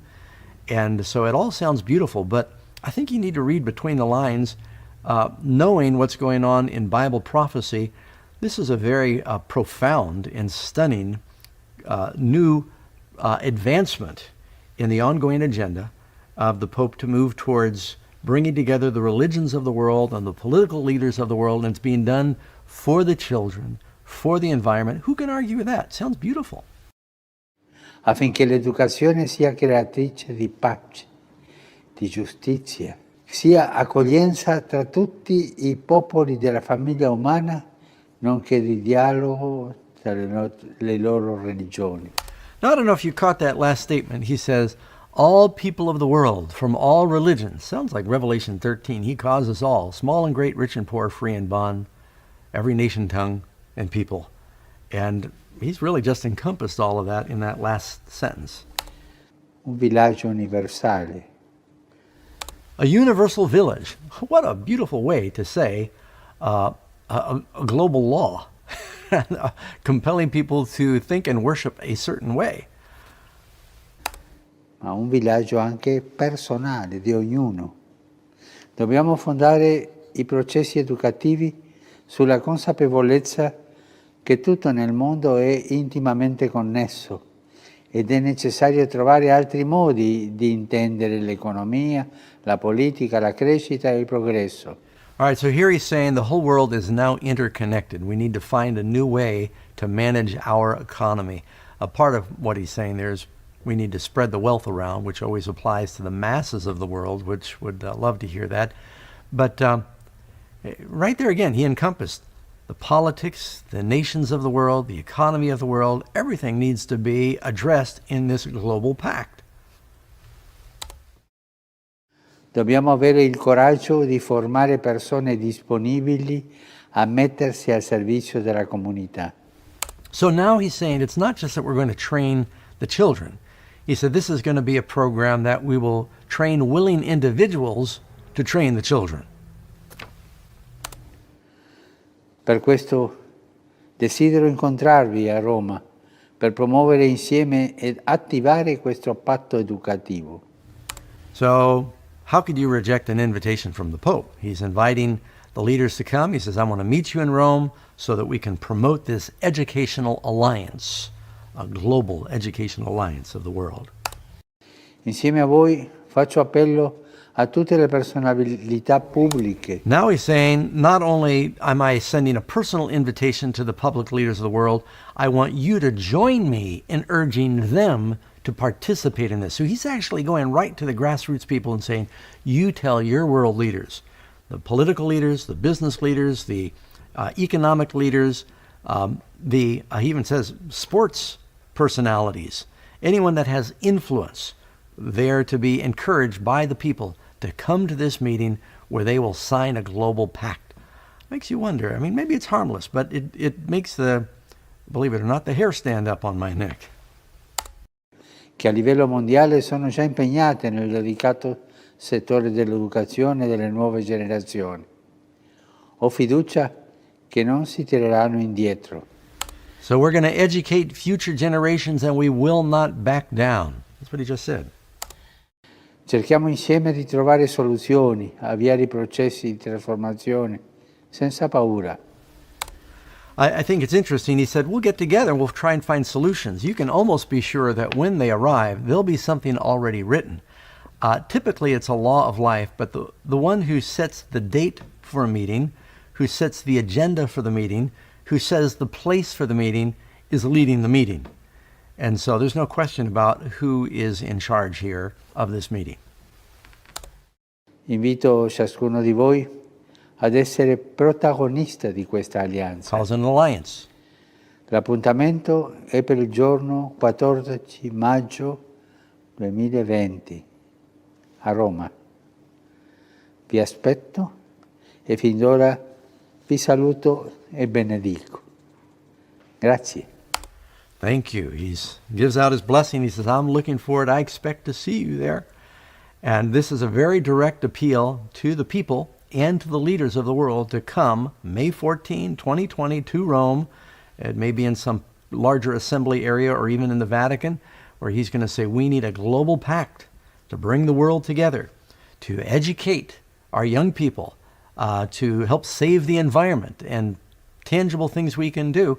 And he starts out by referencing his encyclical on the environment, where he specifically mentions the Sabbath, among other things. Well, friends, I couldn't let this pass without saying something about it. Something else that was in the article that was issued by the Vatican on this, it says, we're inviting international organizations, and you can look these things up at the Vatican websites for yourself. We're inviting international organizations, and note this, the great ones of the earth. Boy, that jumped out at me because it sounds exactly like Revelation 18, where it says, the merchants of Babylon, the great ones of the earth. That's what it says in the Bible. By which all the nations of the earth were deceived with Satan's sorcery. Maybe I'm the only one that thinks that this is something to keep our eyes on. It will be very interesting to see how many Protestant leaders and educators and from where respond to this invitation. Say, sign me up. I'm coming, Pope. I'd like to find out more about this global pact. And we need to be praying as that day approaches. The Bible tells us that the wheel of prophecy may turn slowly, but it turns surely and truly. And I think we've just seen another cog in the wheel, another tick of the hand, another ding in the bell of God's prophecy clock. So we'd encourage you to look at our video called The Bride, the Beast, and Babylon. It helps you understand why issues like this are important. It's very important.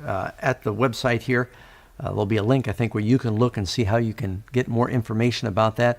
Also encourage you to have your friends like this video, pass it on. Every time they like it, it makes it easier for other people to find it. Be praying and stay tuned until we have our next Prophecy News Update. Együtt követeltek erőteljesebb fellépést a döntéshozóktól a klímaváltozással szemben a világ legbefolyásosabb vallási vezetői. A Vatikánban tartott Hit és Tudomány című találkozón több mint 40-en vettek részt. Köztük első Bartolomájosz konstantinápolyi ökumenikus pátriárka és Ahmed at-Taib, az egyiptomi Al-Azhar mecset főimámja. Hadd ajánljak 3 témát, amin érdemes elgondolkozni ezen közös vállalkozás kapcsán. Az együttműködésre és a megosztásra való nyitottságot, a szeretet hajtóerejét és a tisztelet iránti elkötelezettséget. Szólította meg a házigazda Ferenc pápa az összegyűlteket, akik közös felhívásukat átadták az október végén kezdődő Glasgow-i nemzetközi klímakonferencia elnökének, Alok Sharmának.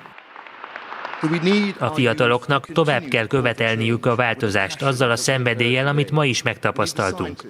A tudósoknak fel kell erősíteniük az ő hangjukat a közbeszédben. A vallási vezetőknek pedig a morális iránymutatásukra támaszkodva kell érvelniük, mondta ő. Az aláírók között keresztény főpapok és muszlim hittudósok mellett zsidó, hindu, szikh, buddhista, konfuciánus, taoista, zoroasztriánus és dzsainista vallási vezetők is vannak.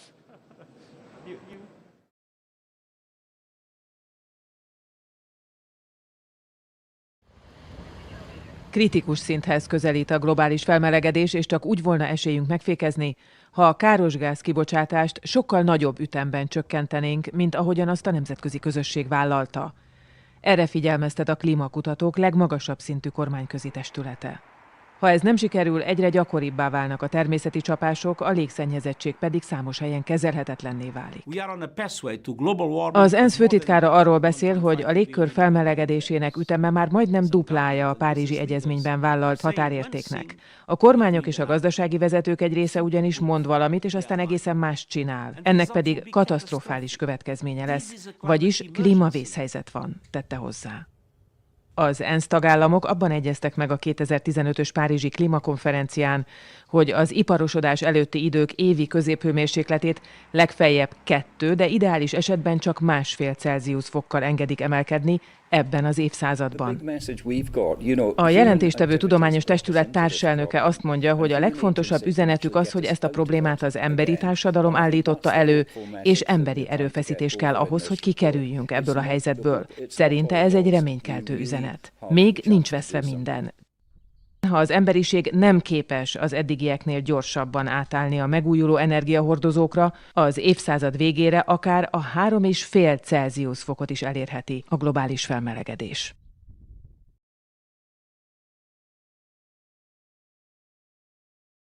Az a helyzet, hogy egy olyan szabályozási csomag van az asztalon, ezt úgy hívják, hogy Fit for 55, egy olyan klímavédelemnek mondott szabályozási csomag van az asztalon, ami tönkre fogja tenni az egész európai középosztályt. A franciákat is.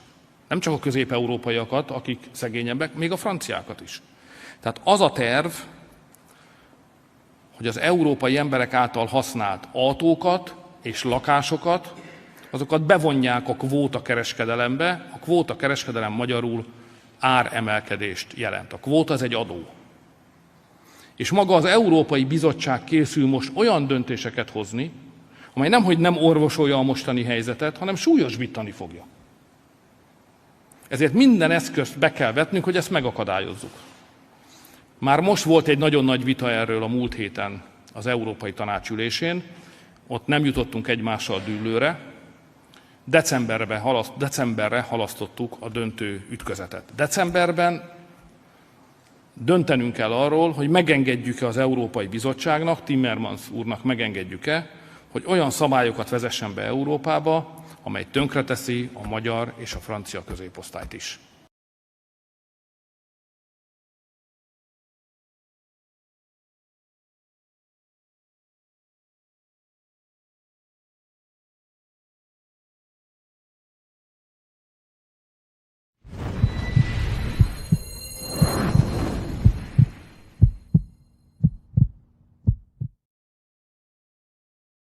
Can you tell us why is it important to include a visit with the Pope during your visit to Europe to talk about climate change? Well, the Pope is one of the great voices of reason and compelling moral authority on the subject of the climate crisis. He's been ahead of the curve. He's been a leader. His encyclical Laudato Si is really a very, very powerful document. Eloquent and morally very persuasive. And I think that his voice will be a very important voice leading up to and through the Glasgow conference. These have one mind, and shall give their power and strength unto the beast. And I saw one of his heads as it were wounded to death, and his deadly wound was healed, and all the world wondered after the beast. And there shall be signs in the sun and in the moon and in the stars and upon the earth, distress of nations with perplexity, the sea and the waves roaring, men's hearts failing them for fear and for looking after those things which are coming on the earth, for the powers of heaven shall be shaken. All these are the beginning of sorrows. The climate crisis, we must have ambition, not just from one country or one industry or one person. It must come from all of us. And the time is now. The time is now. The time is now. We simply cannot afford to wait any longer. We are working together with the people and communities that are daring to build a better future. This is ambition from the ground. Join us. Join us. Join us. Join us to act on climate.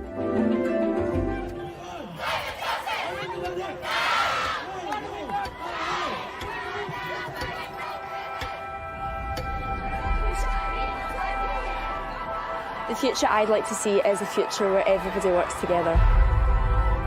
In Glasgow, we are looking for action.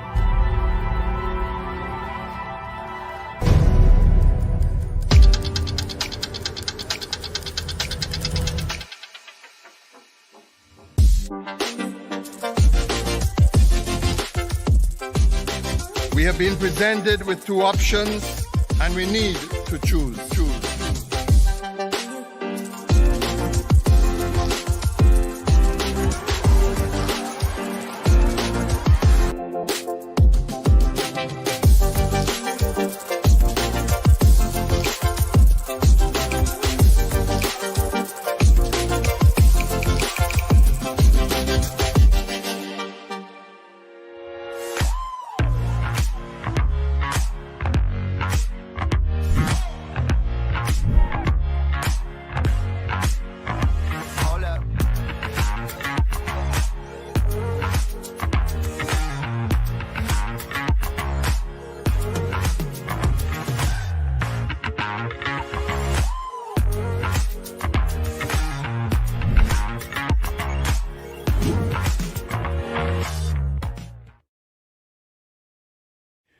There could not be a more important moment that we should have international agreement.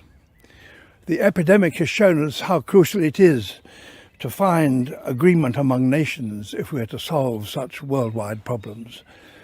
But the problems that await us within the next 5 to 10 years are even greater. It is crucial that these meetings in Glasgow, COP26, have success, and that at last the nations will come together to solve the crippling problems that the world, the globe, now faces. Well, Christian, Glasgow absolutely has to be the moment that the world comes together and agrees on commitments that limit the worst impacts of climate change. This has to be the moment that we do it. And Glasgow is a critical moment for all of us, not for America, not for UK or France, but for the world. We have to come together to make good on the promises that were made in Paris. Right now, we're not. This must be the decade of decision and the decade of action, and every country is required to step up. This will be the decade in which we either rise up and tackle climate change together, or else we sink together into the mire. And this year at COP26 will be the moment at which the world chooses which of those two fates awaits us. The stakes are too high for COP26 to become some kind of last-minute dash to the line. If we do the hard miles now, I hope that in November we can meet in person in Glasgow to hammer out the final details of what must be an era-defining outcome for our planet and for future generations. We are serious about 1.5 degrees. Glasgow must be the COP that consigns coal power to history, the COP that signals the end of polluting vehicles, the COP that tackles methane emissions, and that calls time on deforestation by making sustainable production pay. This is the moment. Glasgow is the last best opportunity that we have, that best hope, that the world will come together and build on Paris. Paris does not alone get the job done. If all of us did what's in Paris, we still see a warming of maybe 3.7 degrees or more. And we're not doing all that we set out to do in Paris. So this is the moment for countries, common sense, governments, people to come together and get the job done. L'accord de Paris pour le climat est accepté. The gavel that came down at the 21st UN Climate Summit wasn't the first, but Jennifer Morgan of World Resources Institute says this time it was different. For the first time, countries have unified together, developed and developing countries, in a turning point, I think, that can really make a difference in the climate crisis. In 2015, the world came together in Paris to make a promise for a better, greener, and more inclusive future. Nearly 200 countries set the world on a course towards sustainable development. COVID-19 has put a spotlight on nature's ability to bounce back, given the chance. The pandemic demonstrates how our actions affect nature and how effective the world can be when mobilized against a common crisis. We must seize this opportunity to recover better together. Let us celebrate the wins we have achieved, and let us be bold enough to create a better future for our planet and all those living on it.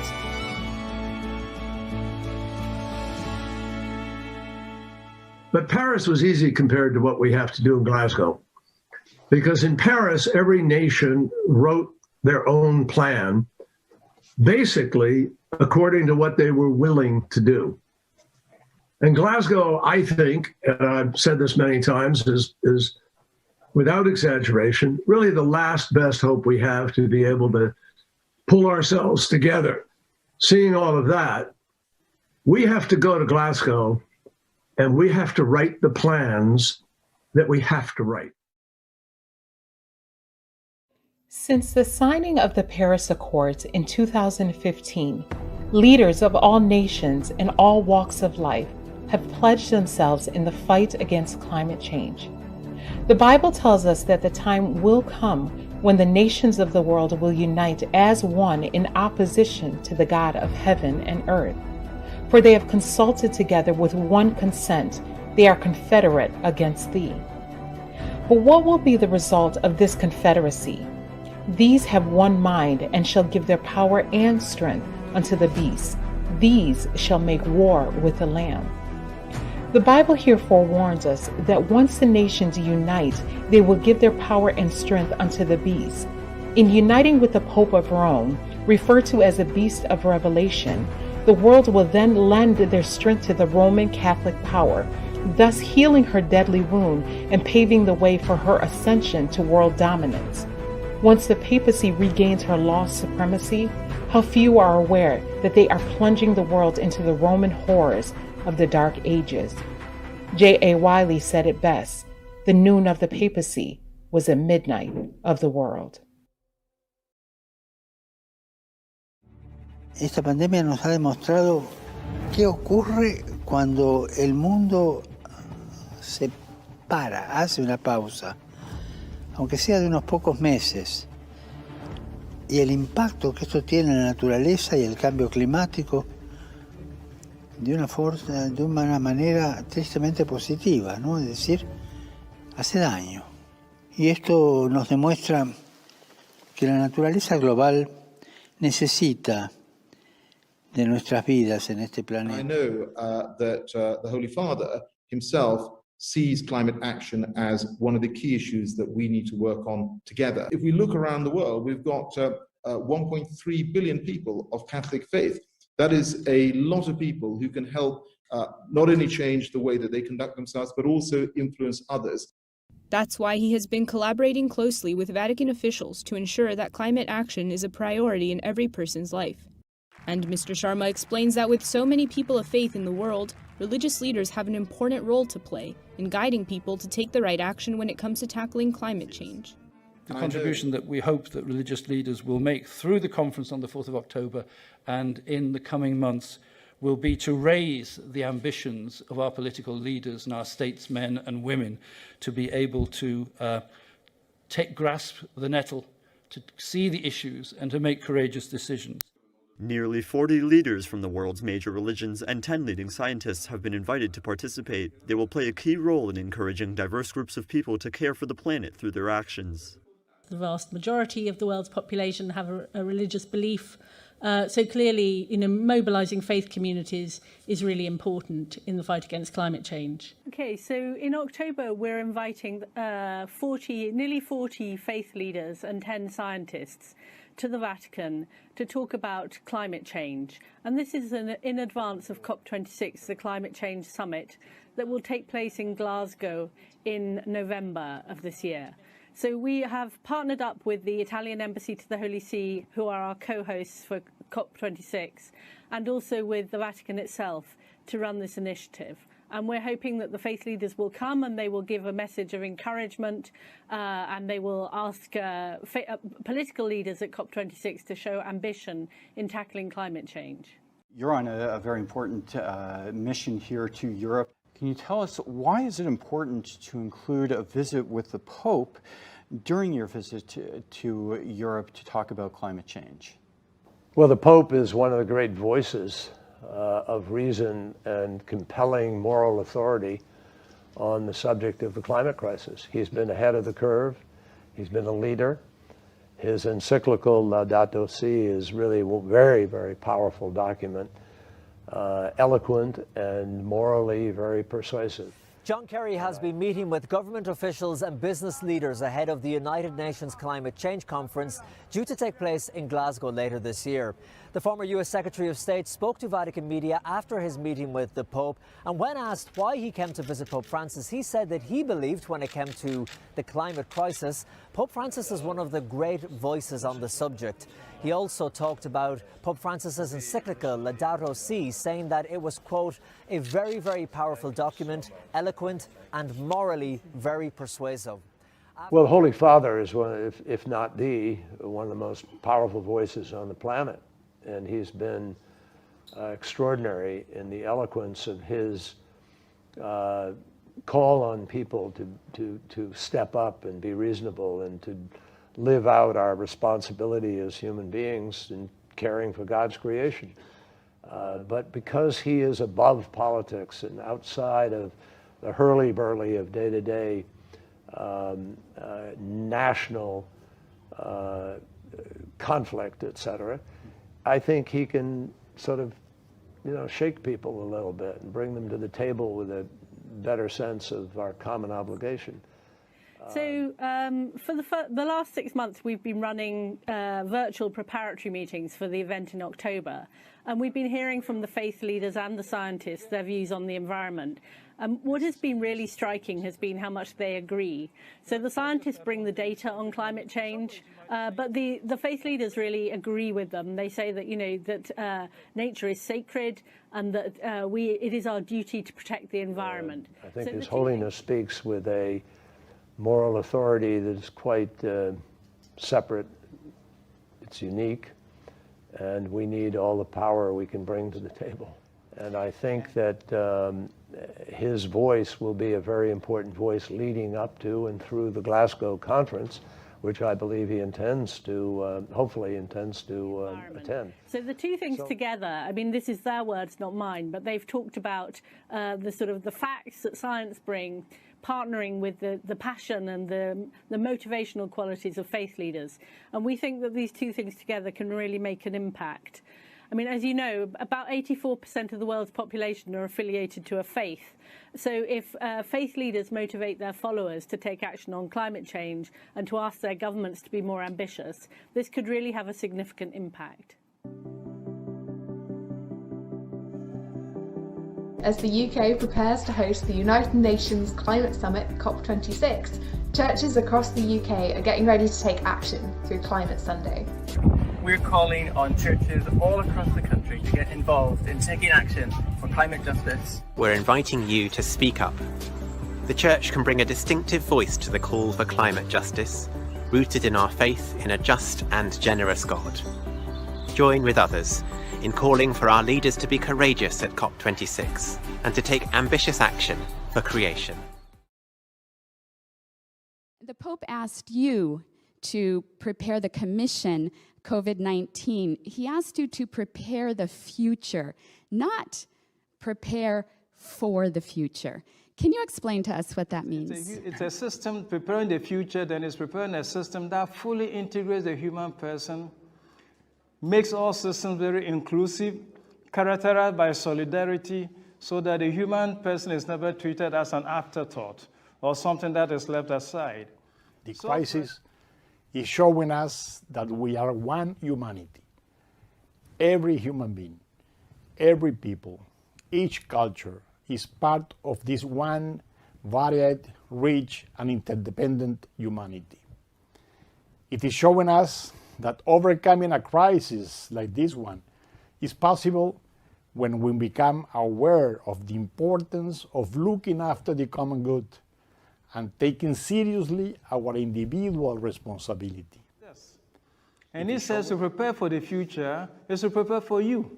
And so it is prepare for encounter, for dialogue, for people building, coming together to create a world system where the dignities of people are recognized, where everybody is inclusive because we are all interconnected, and where we fashion a culture of encounter to rehabilitate and establish the dignities and the worth of every person. That this is not also an accident. It's not an accident, the COVID-19. It's the fruit of a way of how human beings has understand and have made their own relationship. And it's a confirmation of our mission to collaborate, to contribute in the change of this world. The Jesuit Superior General has just confirmed that our current crisis is, and I quote, a confirmation of our mission to collaborate, to contribute in the change of this world, end quote. Under the guise of combating the climate crisis and subsequent pandemic, the Pope is far-reaching and is gathering the entire world under his authority. Once the Pope is able to bear sway over the world, he will lead the nations into false worship through the implementation of Sunday sacredness by law, which is the mark of the beast. So the church claims that humans are responsible for looking after nature. This comes from Genesis, when at creation God charged Adam to till and to keep. This imperative for care also extends to the teaching about resting on the Sabbath day, which is for human beings also to preserve creation.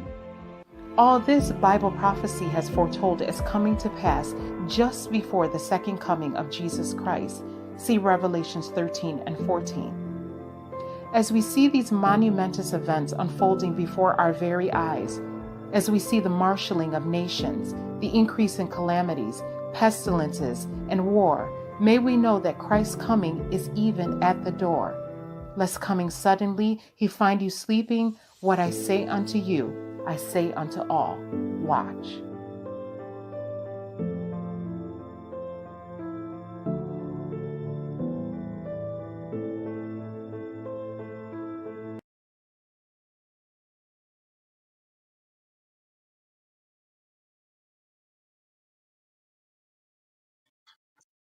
Sok szeretettel köszöntök mindenkit. Ma pásztor Andrew Henriques betekintését szeretném veletek megosztani, ami május 2-án hangzott el angol nyelven. Én ennek az összefoglalását készítettem el magyar nyelven, tehát betekintést a proféciák teljesedésébe, a napjainkban zajló eseményeket megvizsgálva. Ez az angol eredeti a Prophesies Again Ministry YouTube oldalán tekinthető meg, ott találhatók a hivatkozási forrásokkal együtt. Ferenc pápa a pápai beiktatásakor azt mondta, hogy az ő pápasága nagyon rövid idejű lesz. Akkor 2013 márciusában, amikor a beiktatása volt, azt mondta, hogy körülbelül olyan 3 és 5 év közöttre tagsálja ezt az időt. Most 2019-et írunk, tehát ez 6 évvel ezelőtt hangzott el. A pápa szolgálati ideje tehát most hosszabb már, mint ahogy ő előre jelezte, illetve amennyi idő alatt a tervét szerette volna eljuttatni a világhoz. A pápa nagyon gyorsan halad előre, nagyon kitartóan és agresszívan dolgozik. Az újságcikk, ami a minap jutott el Andrew Henriques testvérhez, a catholicnewsagency.com, tehát egy katolikus hírügynökség szalagcímében közölte a következőket Ferenc pápától. A közös jó globálissá vált. Ez egy ijesztő megállapítás. Mi az a közös jó? Ezt az angolban common goodnak is emlegetik.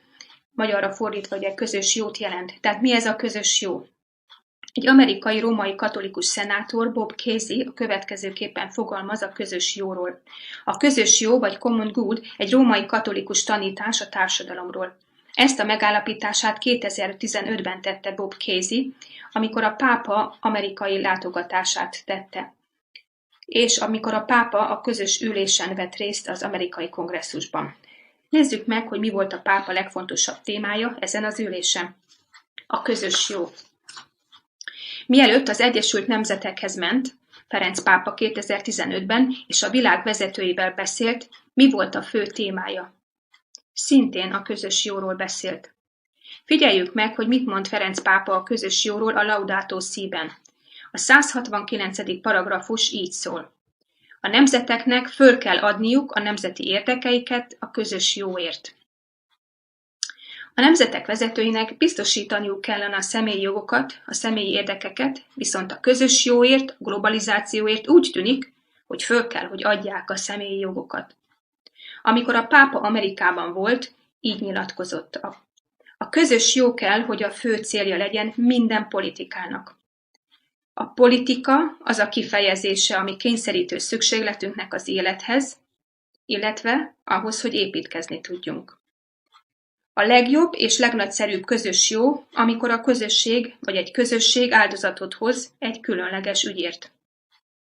Tehát a globális közös jóért nekünk áldozatokat kell hoznunk, föl kell adnunk a személyi szabadságunkat. Ne az én szavamra figyeljetek, mondja Andrew Henriques testvér. Fel fogom olvasni, idézni fogom, amit a pápa maga mond, hogy megerősítsem ezt a pontot. A következőképpen fogalmazott Ferenc pápa. Idézem. Sokkal több, mint a nemzeti érdek, ez onnét indul, hogy mi a legjobb nekem, mi a legjobb mindenkinek. Tehát mit mond a pápa? Mit kell minden nemzetnek érvényesítenie az éghajlatváltozással kapcsolatban? Az ő válasza, az ő megoldása a vasárnapi nyugalomnap. A globális klímaváltozással kapcsolatos akcióban a vasárnapi pihenőnapot kell bevezetni ahhoz, hogy megállítsuk a változásokat a klímában. Minden nemzetnek el kell fogadnia ezt a szabályzatot, tehát aki csatlakozik ehhez a mozgalomhoz, annak föl kell adnia a személyi érdekeit, jogait a közös jóért.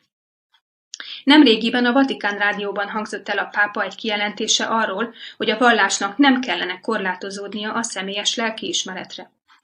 Tehát az újságban megjelent főcikk, hogy visszatérjünk ehhez, a pápa nyilatkozatához, a közös jó globálissá vált.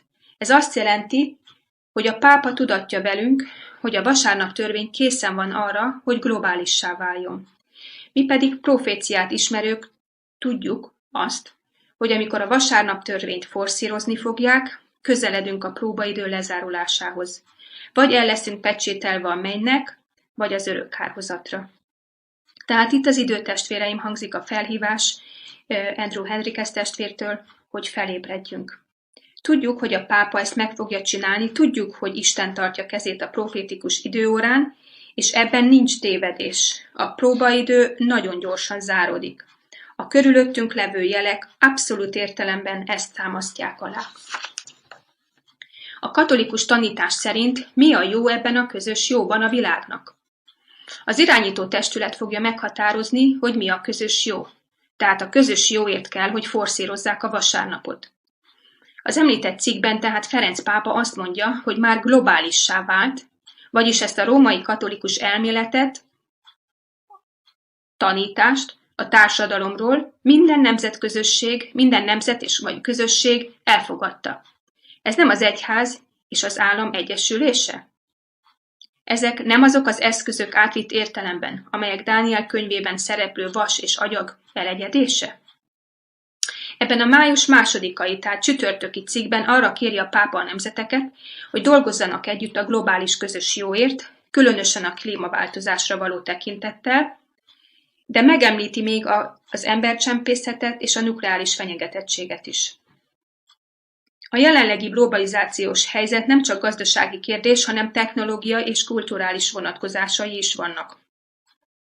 A nemzetállamok nem képesek többé egyedül beszerezni a közös jót a népességüknek, mondta a pápa, ami május 2-án hangzott el a Pontifik Akadémia társadalomtudományi szakán. Tehát mit jelent is ez pontosan? Hogy a nemzetállamok nem képesek többé egyedül beszerezni a közös jót a népességüknek? Ez azt jelenti, hogy segítségre szorulnak. Ez a globalizációt jelenti, mint megoldást, a világkormányt, egy nemzetközi szervezetet. Itt tartunk, barátaim, mondja Andrew Henriques testvér. Itt vagyunk ennél a pontnál. Tehát a nemzetek elfogadták ezt a római katolikus tanítást a társadalomról. Ellen White beszélt arról, hogy az USA szárnyai és támogatása alá fogja venni a római katolikus elveket és tanításokat. Barátaim, látjátok ezt? A nemzeteknek a saját érdekükben társulniuk kell egymással. Néhány nemzet azonban még nem megfelelő lelkületű, mondja a pápa, mert még ellenzéki lelkületük van, nem együttműködőek. Ez nem fenyegetésként hangzik? És melyik nemzetre céloz itt a pápa? Esetleg Amerikára? Nem Amerikára gondol itt? A Review and Herald 1897. évi június 15-i számában a következőket írta Ellen White. Római katolikus elvek lesznek támogatva és felkarolva az állam által. Ez az idézet 1897-ből való. Láthatjátok, hogy Ellen White írása valósul meg itt. A pápa a továbbiakban arról beszél, hogy szupernacionális közös jóra van szükség. Mit jelent ez a szupernacionális szó? Nem természetfeletti, szupernaturális, hanem szupernacionális, tehát nemzetek felettit jelent. A pápa tehát a klímaváltozást a nemzetek feletti közös jóval azonosítja. Azt mondja, hogy szükséges egy speciális jogi hatóság, ami segít a megoldásban. Kit fognak speciális jogi hatóságnak tekinteni ennek az ügynek a megoldásában? A proféciák alapján mi nagyon jól tudjuk, hogy ki lesz az. A Vatikán, a pápaság. Ne az én szavaimnak higgyetek, nézzétek meg Jelenések könyve 13. fejezetének 2. versében. Mit olvashatunk? És a sárkány adta az ő erejét annak, és az ő székét és nagy hatalmat. Tehát széket és nagy hatalmat. Mit jelent ez a nagy hatalom? Máté 8 alapján mondhatjuk, hogy aki képes megmondani, ide vagy oda menjen, ki mit csináljon. Tehát a pápaság azt mondja, hogy ennek a nemzetek feletti szervezetnek kell lennie annak, aki meg tudja oldani az éghajlatváltozással kapcsolatos küzdelmeket. Itt egészen egyszerűen azt mondja ki, hogy olyan kormányzatra van szükség, amelynek hatalma és befolyása túlnyúlik a határokon, nemzeteken.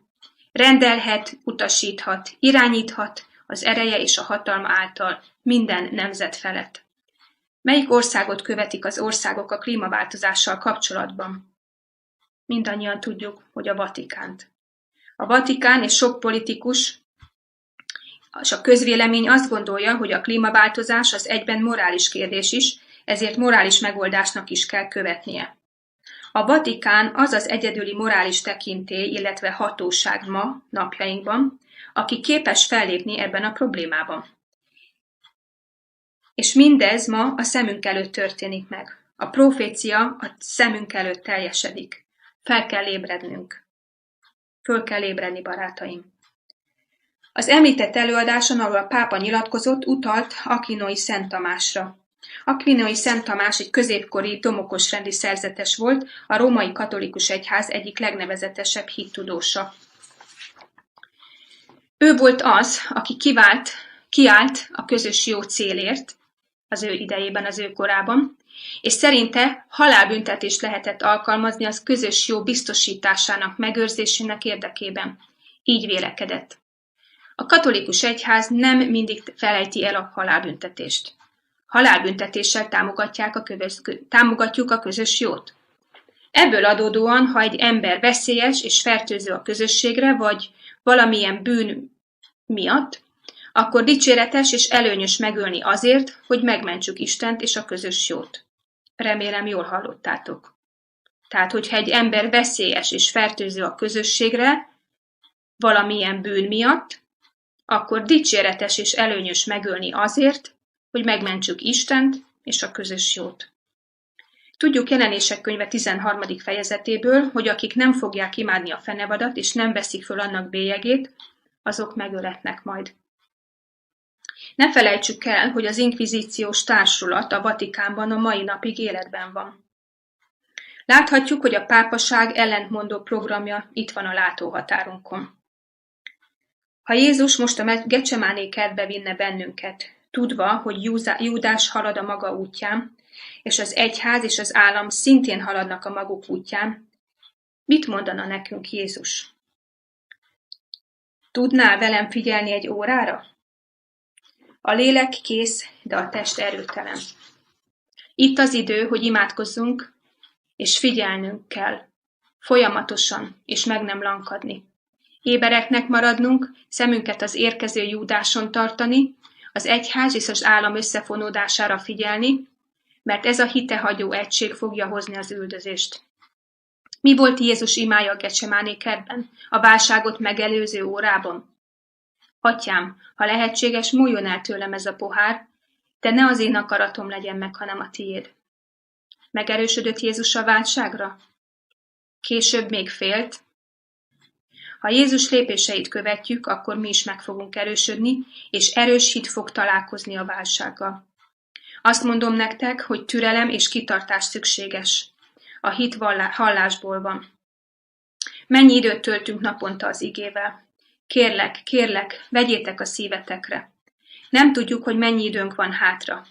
Isten gyermekeit ébresztenünk, figyelmeztetünk kell a közeledő veszélyre. Azért engedi meg Isten, hogy lássuk ezeket a jeleket, hogy Isten gyermekei tegyenek, dolgozzanak, felfedjék ezeket a terveket mások előtt is. Ébredjünk fel, és lássuk meg, hogy Jézus az ajtó előtt áll. Itt az idő, hogy felébredjünk, és meglássuk, hogy a mi megváltásunk közelebb van, mint ahogy gondolnánk.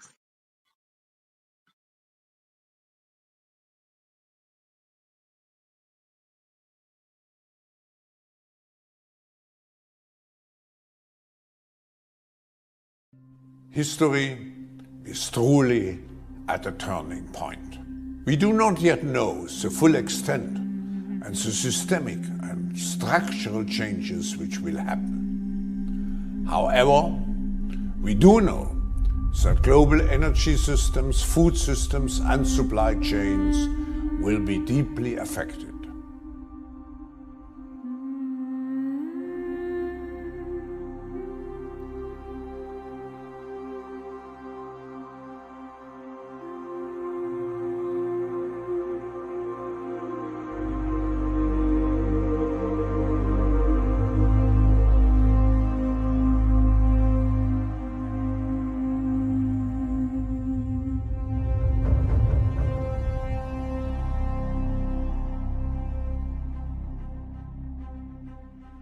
I think this is the worst possible scenario we could have imagined. Is a total game changer as far as international peace and security is concerned.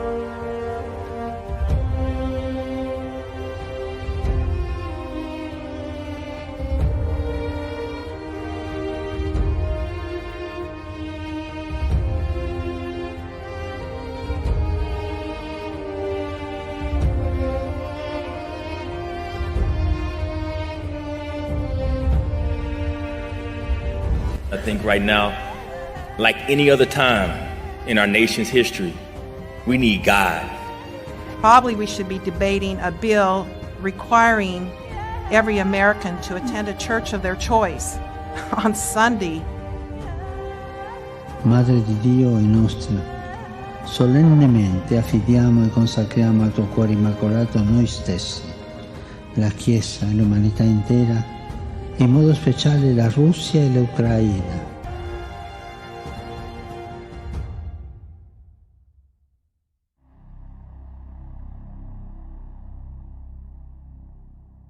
These are among the darkest hours for Europe since the end of World War II.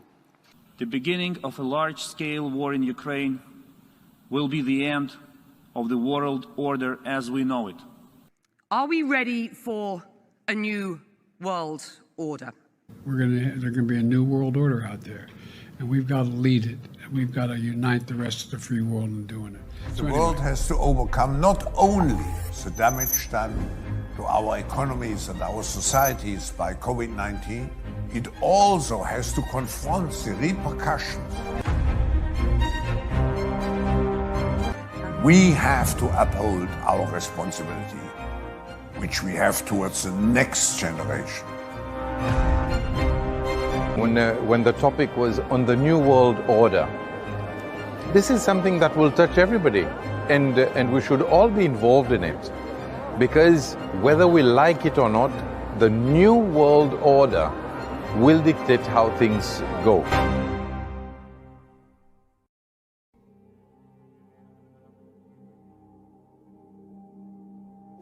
With regard to food shortage, yes, we did talk about food shortages. And it's going to be real. The price of these sanctions is not just imposed upon Russia, it's imposed upon an awful lot of countries as well, including European countries and our country as well. If there's one thing the president got right, it's his statement that there will be food shortages. Sanctions on Russia and attacks around the wheat and corn fields of Ukraine ensure that basic food commodities will be in short supply, and that means much higher prices. And the problem stretches out into the future because there is a shortage of fertilizer. In some countries, that could mean civil unrest and even regime change. Remember, it was a spike in wheat prices that helped set off the Arab Spring. We are seeing the effects that this war is having on the rising cost of living. This government promises to do everything possible to reduce those effects on the population. Protesters try to topple a bus, and then set it on fire. Demonstrations against Sri Lanka's dire economic situation turned violent for the first time in Colombo. The protesters rallied close to President Gotabaya Rajapaksa's private residence as they demanded his resignation. They accuse his administration of mishandling a crisis that's causing fuel shortages and 13-hour blackouts every day. Although I have money, I can't buy anything. I can't pump petrol. I can't get gas when my gas canister empties. There's no wheat, no flour, no milk powder, no electricity, and no gas. Demonstrators have been taken to the streets across Peru, at times clashing with police. We have to work double, help each other financially. We have to do overtime, work all day. Sugar was 2.5 soles a week ago. Right now it's 6. Chicken was 12 soles 2 days ago. Now it's 16. The American public have generally approved of President Biden's handling of the war, but soaring gas prices and persistent inflation have created major problems for the president and his party as they head into the midterms. I'd like to start off with some news from Spain, which has hit almost everybody there quite hard. A combination of a truck driver's strike and the economic impacts of the Ukraine war have left a lot of supermarkets quite short of basic foods. And as of this week, Spanish supermarkets are allowed to ration consumer purchases of a certain number of products, including basics like milk and flour. New this morning, Germany is warning of possible natural gas rationing amid its dispute with Russia. The Kremlin has demanded that so-called unfriendly countries pay in rubles for gas. That's stoking fears of an energy crunch in Europe. We begin here in Germany, where the government has announced it is activating an early warning plan in preparation for possible shortages in gas deliveries from Russia. Economy Minister Robert Habeck said a crisis team was being established to closely monitor gas supplies. This follows Moscow's demand for payment in rubles, which Germany and other importers have rejected. To buy Russian gas, they need to open ruble accounts in Russian banks. It is from those accounts that gas will be paid for starting April 1st. If such payments aren't made, we will consider this a failure by the client to comply with obligations. If these payments are not successful, we would consider it as buyers' failure to meet their commitments, with all the relevant consequences. Nobody sells anything to us for free. Neither are we going to do charity work. That means the current contracts would be brought to a halt.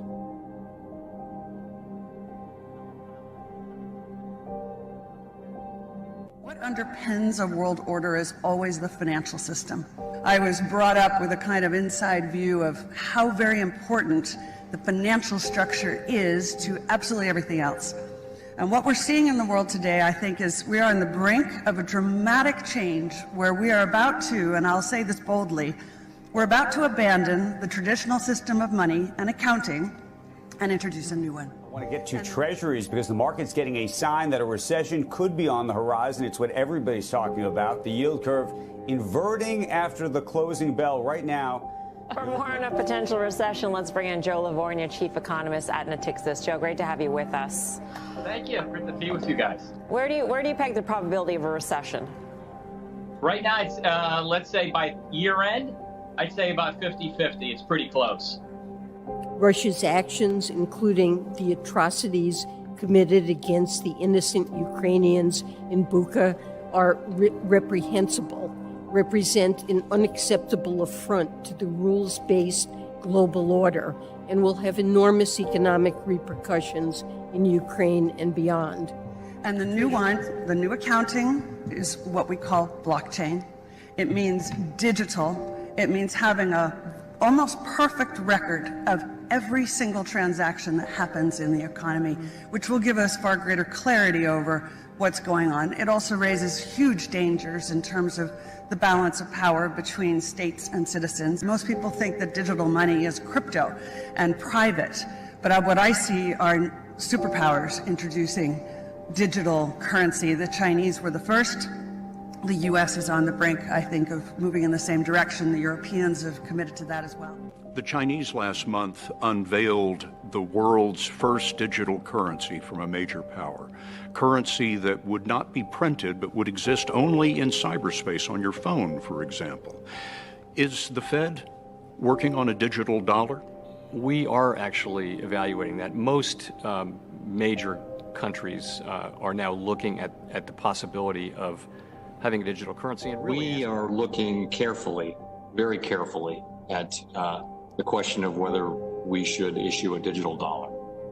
And it's something that central banks around the world are looking at and doing so appropriately because the technology now enables us to do that. President Biden signed an executive order today directing the federal government to come up with a plan to regulate cryptocurrencies. The move follows what the Biden administration is calling the, quote, explosive growth of digital assets in recent years. The directive also calls for the exploration and consideration of creating a digital form of the U.S. dollar.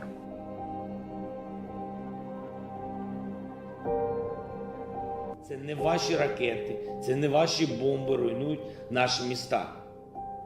Сьогодні, до речі, зранку були фосфорні бомби. Фосфорні російські бомби. Вбиті знов дорослі і знов вбиті діти. Tonight, President Biden at an emergency NATO summit declaring the U.S. will take action if there's a chemical attack. We would respond if he uses it.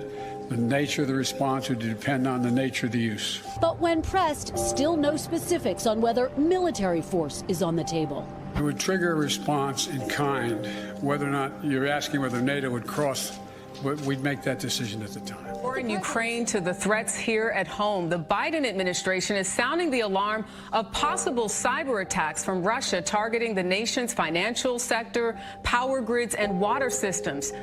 FBI Director Christopher Wray said today Russia appears to be preparing to launch cyber attacks in the U.S. Most cyber attacks don't just happen in an instant. There's activity that leads up to it. There's scanning and researching of victims, scanning for vulnerabilities in systems. So there's a whole range of preparatory work, which is what we've been seeing. Look, today my administration is issuing new warnings that based on evolving intelligence, Russia may be planning a cyber attack against us. And as I said, the magnitude of Russia's cyber capacity is fairly consequential, and it's coming.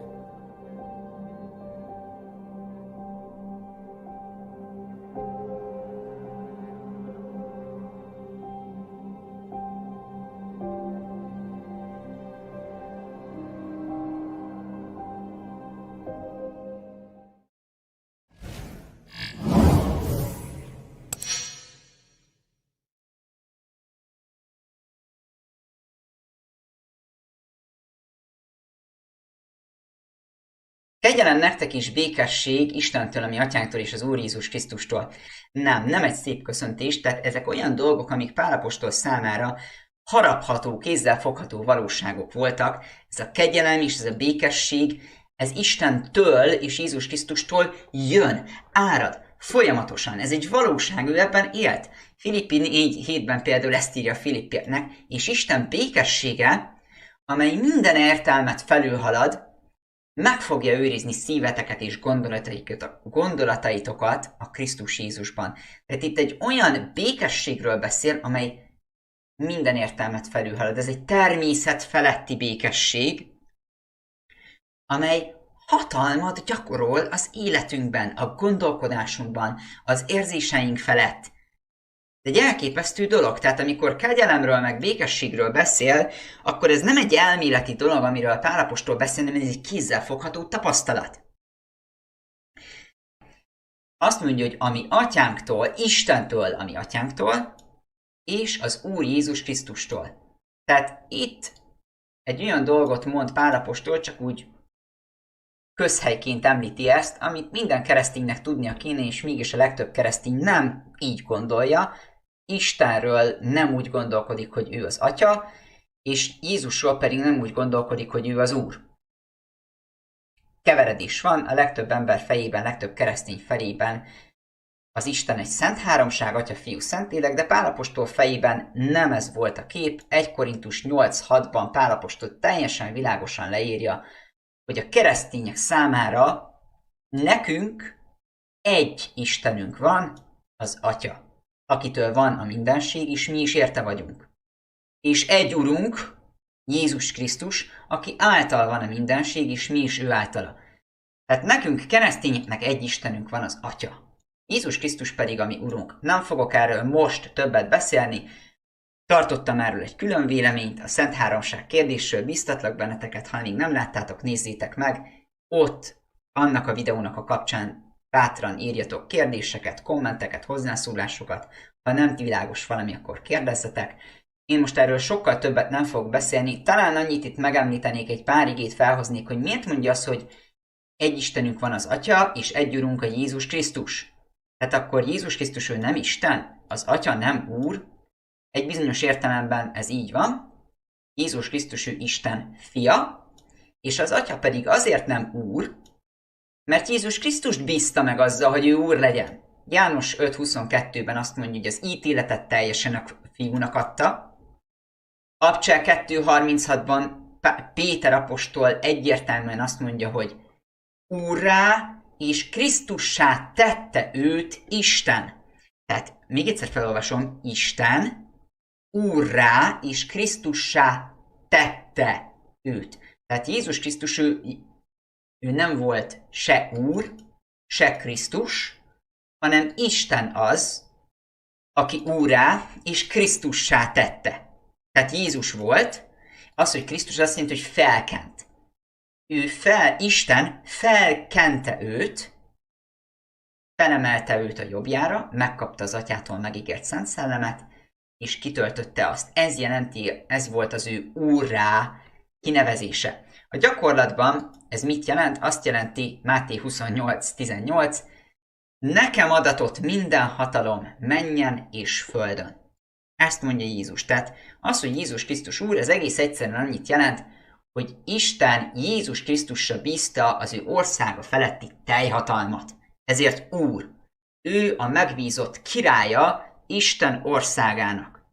Isten, az Atya, ő a tulajdonos, és Jézus Krisztus pedig a megbízott uralkodó. Ez az a kép, amit a Biblia elénk tesz. Most erről nem fog többet beszélni, hogyha többet akartok erről tudni, akkor biztatlak benneteket, hallgassátok meg a Szent Háromság kérdésről szóló külön véleményt, ott bőven beszélek ezekről a témákról. Many people use the Hebrew word for God, Elohim, to prove that God is more than one person or a trinity. Here is an example of that. Do you know the word that's used there in Hebrew for God is Elohim? That word Elohim is plural. It's like we, us. It's a plural. God is communicating himself to us as a plural God because he is composed of these three persons. Now this is a mystery. What does Elohim mean according to the Bible? Does it really tell us that God is more than one person or a trinity? Is this what the first chapter of the Bible is saying? That's what we're going to find out today.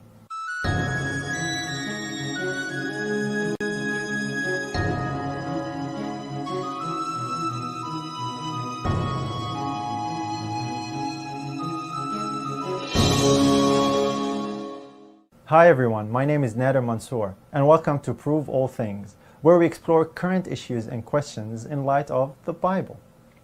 The very first chapter in the Bible, to many people, is proof that God is a Trinity. The reason is the Hebrew word for God used there, Elohim. Here is Genesis 1:1. In the beginning, God created the heaven and the earth. The Hebrew word Elohim is the plural form of the Hebrew word El and Eloah, which is the word for God. Because it is plural, it is claimed that this signifies that God is some kind of a plurality, most popularly the Trinity. Is the Trinity in Genesis 1? What is the meaning of Elohim?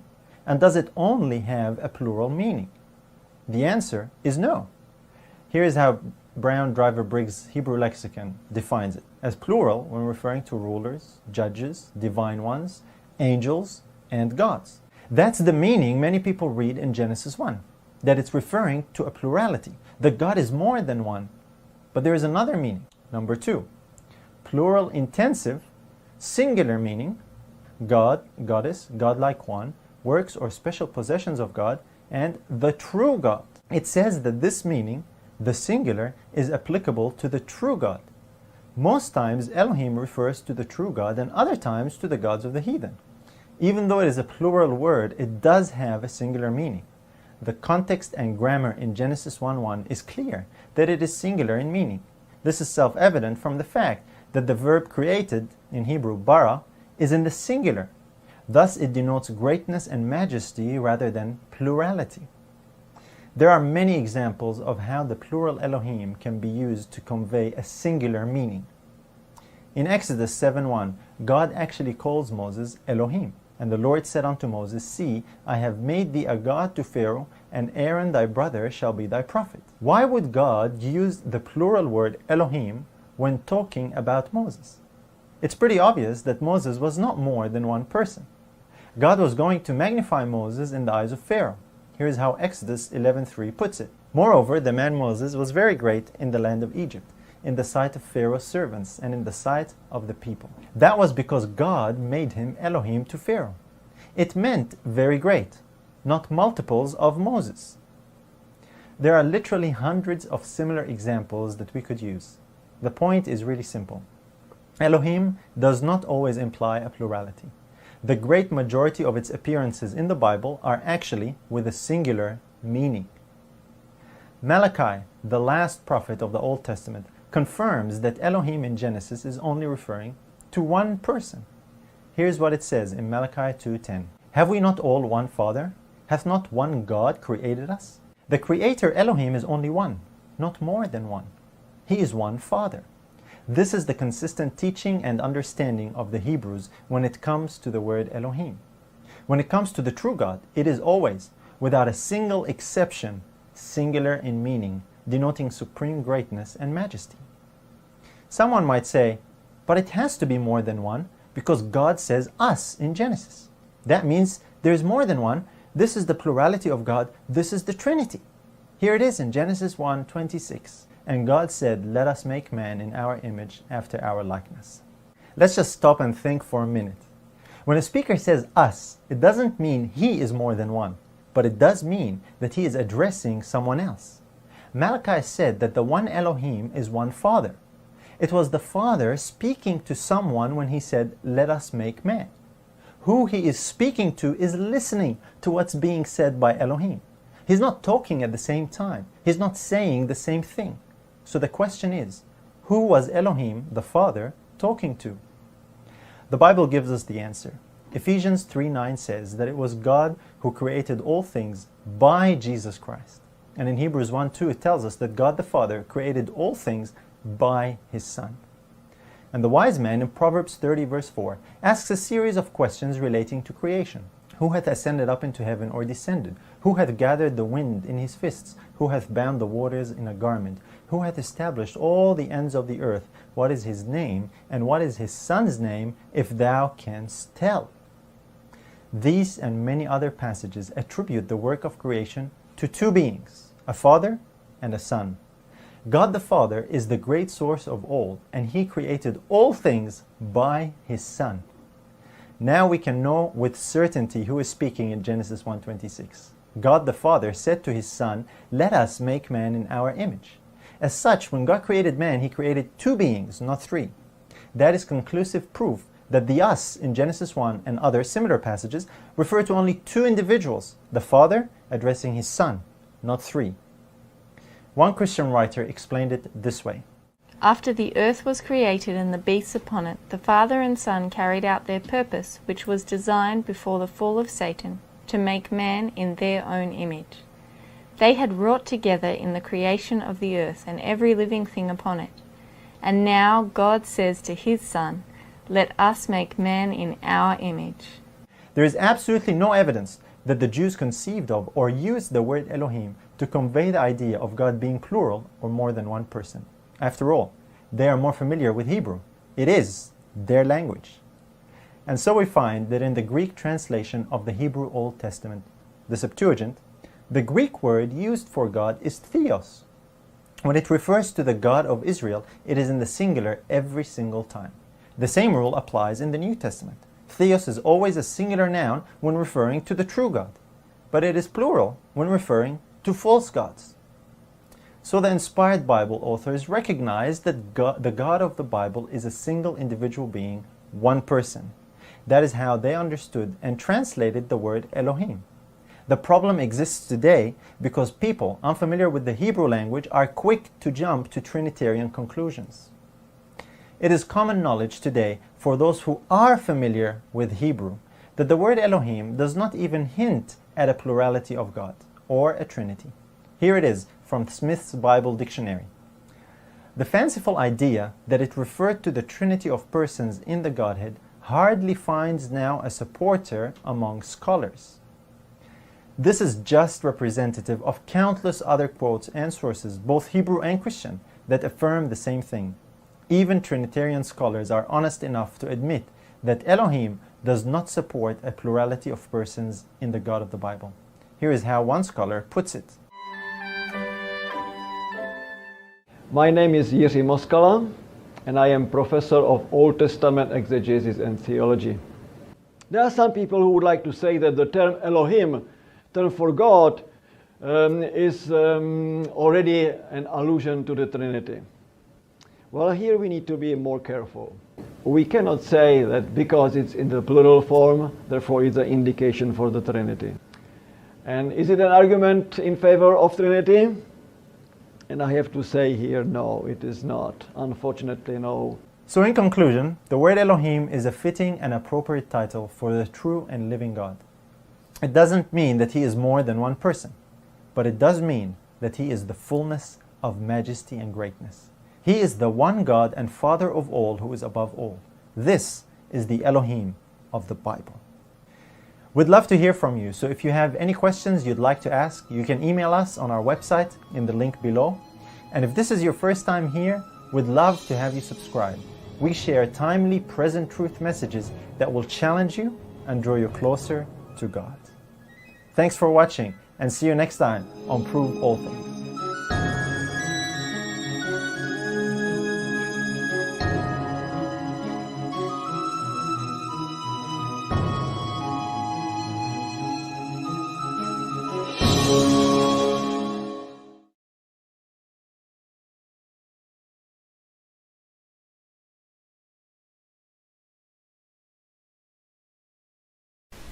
Számos videóban lelepleztük már ugye a római katolikus egyházat, különböző oldalról bemutattuk, hogy miért nem Isten egyháza.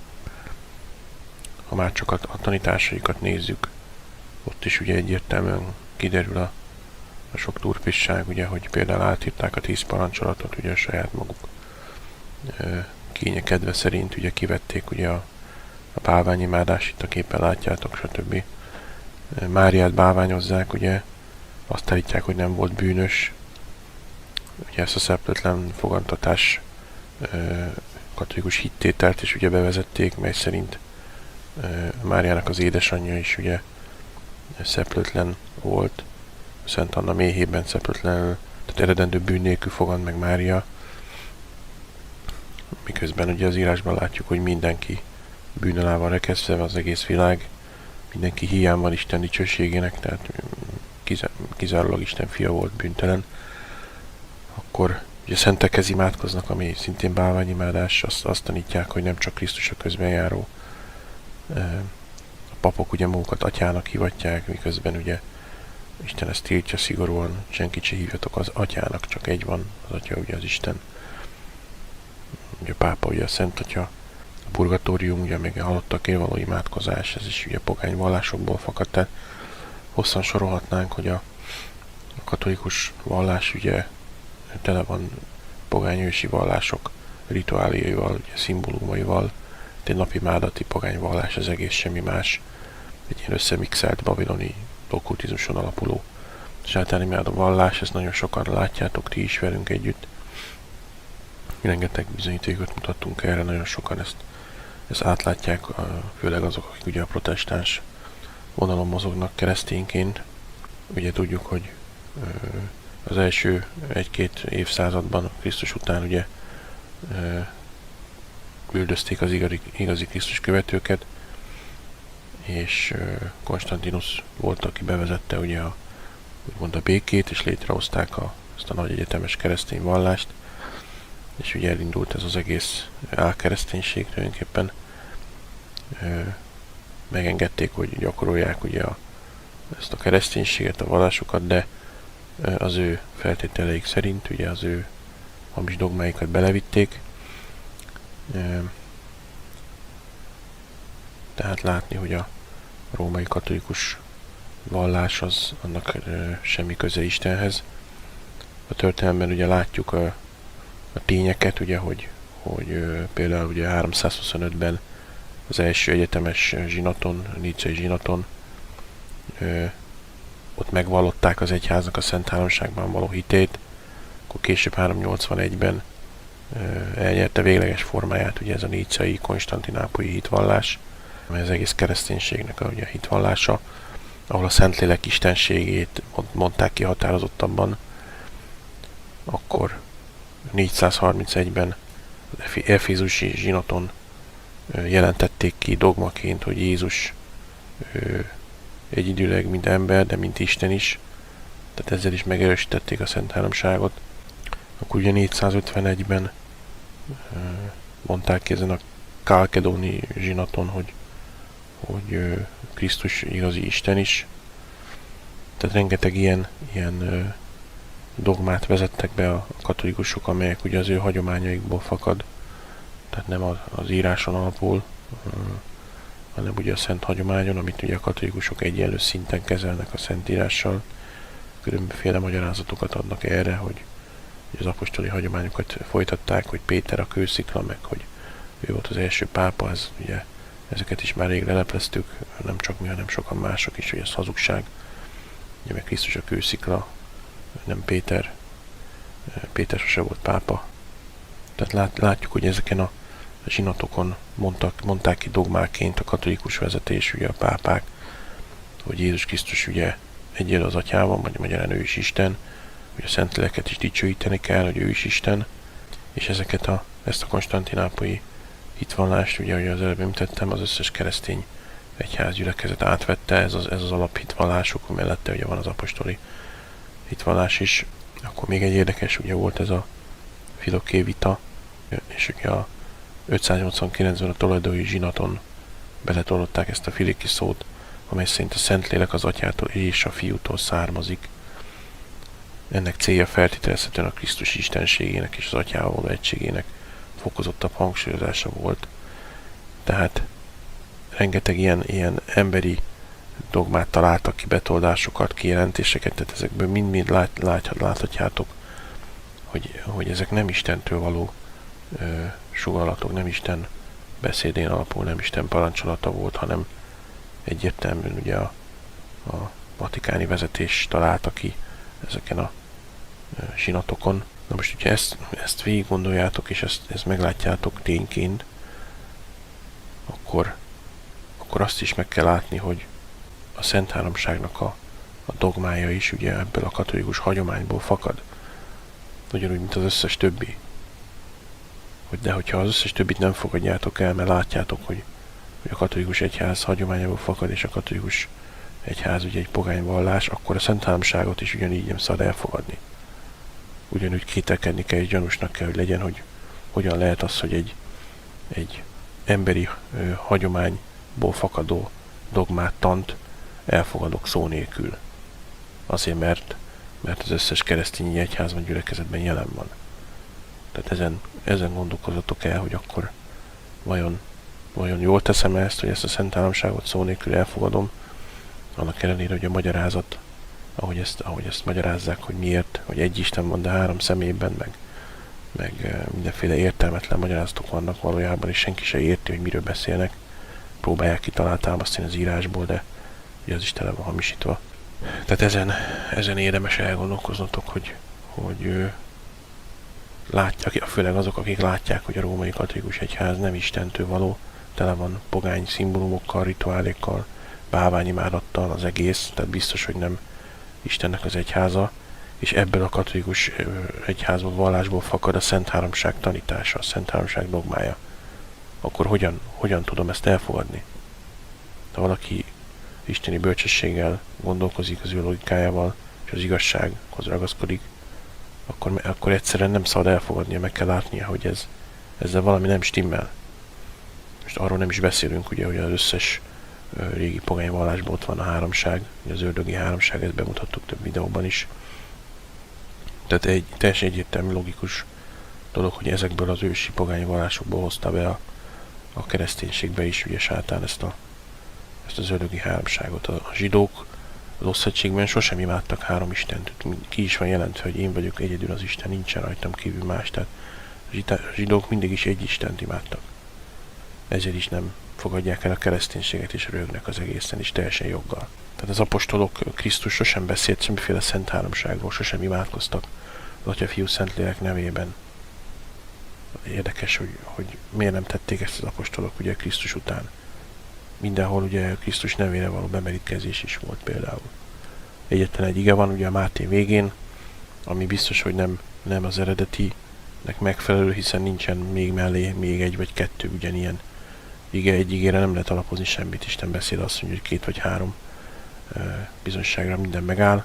Ezzel szemben ugye ott van az abcselben ugye 4-5 ige, ami arról beszél, hogy Isten fiának a nevére merítettek be. Tehát semmi más nem néztek, nem vizsgáltuk meg, csak ezt, hogy a katolikus egyházból, az ő hagyományaiból fakad nagyon sok dogma, többek között a Szent Háromság is, amire Krisztus azt mondja, hogy a ti emberi hagyományaitokkal teszitek érvénytelenné Isten beszédét, és megfertőzitek azt, és ördögi az egész, akkor egész egyszerűen, ha valaki ennek ellenére elfogadja a Szent Háromság tanítását, az Isten elleni engedetlenségben van. Ez ilyen egyszerű, nem kell ezt túl bonyolítani. Emellett természetesen az igéből is számtalan módon az 5 részes Szent Háromság leleplező videóban bemutattuk, hogy miért hazugsága a Szent Háromság, hogy ez nem létezik. Egy Isten van, egy teremtő, mindenható atyánk van, neki van egy fia, ugye? Tehát már ez is önmagában jelzi, hogy a Istennek a fia az nem az egyenlő az Istennel, mert akkor nem is így fogalmazott volna. És a Szentléleknek nevezett valaki, amit ugye az írásban Szentlélek neveznek, az is maga az Atya a láthatatlan formájában, test nélküli dicsőséges formájában, mert hogyha az ő dicsőséges testében lenne itt jelen, az ő szentsége és tisztasága miatt az egész emberiség elporladna. A bűn miatt ezt ugye ő nem tette meg, hanem így láthatatlan módon van jelen. Ezért használja Isten szimbólumként ugye a levegőt, oxigént, az ugye mindenhol ott van, mindenre hatni tud. De ez ugyanúgy maga az Atya, nem egy különálló harmadik.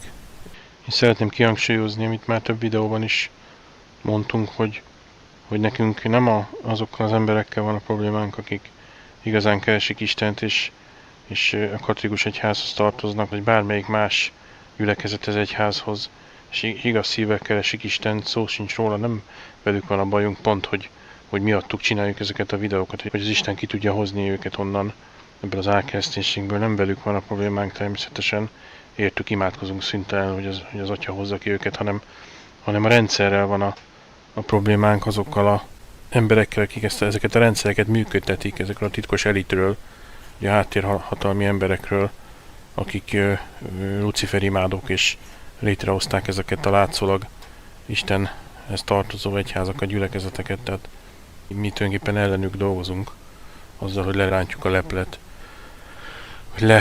a leplet róluk. Ezt fontosnak tartottam megjegyezni, nehogy valaki ezt félreértse.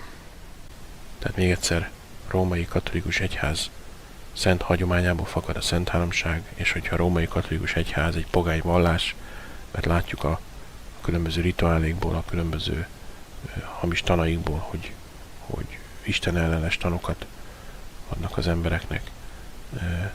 Ez a piramisrendszeri felépítés, ez a hatalmi felépítésből is látszódik, ugye ez a nikolaiták tanítása, hogy ez sem stimmel náluk, ugyanígy az összes gyülekezetben is jelen van, erről majd egy másik videóban fogunk beszélni.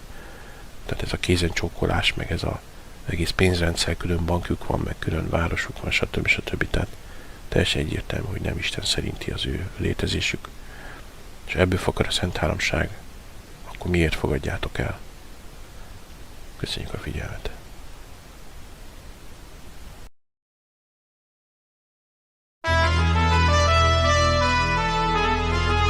A 10 parancsolat.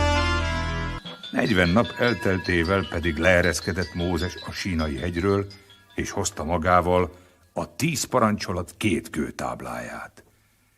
Én vagyok az Úr, szólt a parancsolat, aki kihoztalak téged Egyiptomnak földjéről, a szolgálat házából.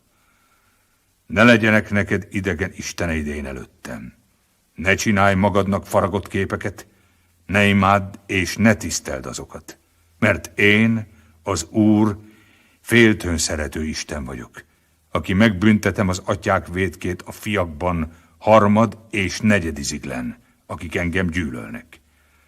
De irgalmasságot cselekszem 1000 iziglen azokkal, akik engem szeretnek, és a parancsolataimat megtartják. Az Úrnak, a te Istenednek nevét hiába felnevedd, mert nem hagyja az Úr büntetés nélkül, aki az ő nevét hiába felveszi. Megemlékezzél a szombatnapról, hogy megszenteljed azt. 6 napon át munkálkodjál, és végezd minden dolgodat, de a 7. nap az Úrnak, a te Istenednek a szombatja. Semmi dolgot ne tégy azon. Mert 6 napon át teremtette az Úr az eget és a földet, és mindent, ami azokban van. A 7. pedig megnyugovék. Ezért megáldá az Úr a szombatnapját, és megszentelte azt. Tiszteld atyádat és anyádat, hogy hosszú ideig élj azon a földön, amelyet az Úr, a te Istened ad te neked. Ne ölj, ne paráználkodj, ne lopj. Ne tégy a fele barátod ellen hamis tanúbizonyságot. Ne kívánd a te fele barátodnak házát. Ne kívánd a te fele barátodnak a feleségét, se szolgáját, se szolgáló lányát, se ökrét, se szamarát, és semmit, ami a te fele barátodé. Jött le Mózes a hegyről, hozta a 2 kőtáblát, amelyekre Isten saját ujjával írta fel a 10 parancsolatot, odalent pedig újjongott és táncolt a nép, bódultan ünnepelve az aranyborjút.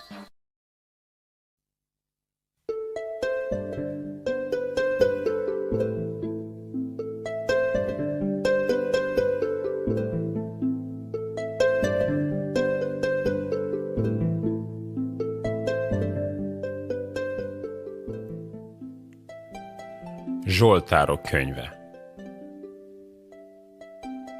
Első Zsoltár. Boldog ember az, aki nem jár gonoszok tanácsán, bűnösök útján meg nem áll, és csúfolódók székében nem ül, hanem az Úr törvényében van gyönyörűsége, és az ő törvényéről gondolkodik éjjel és nappal. És olyan lesz, mint a folyóvizek mellé ültetett fa, amely ideje korán megadja gyümölcsét, és levele nem hervad el, és minden munkájában jó szerencsés lészen. Nem úgy a gonoszok, hanem mint a polyva, amit szétszór a szél. Azért nem állhatnak meg a gonoszok az ítéletben, sem a bűnösök az igazak gyülekezetében. Mert tudja az Úr az igazak útját, a gonoszok útja pedig elvész.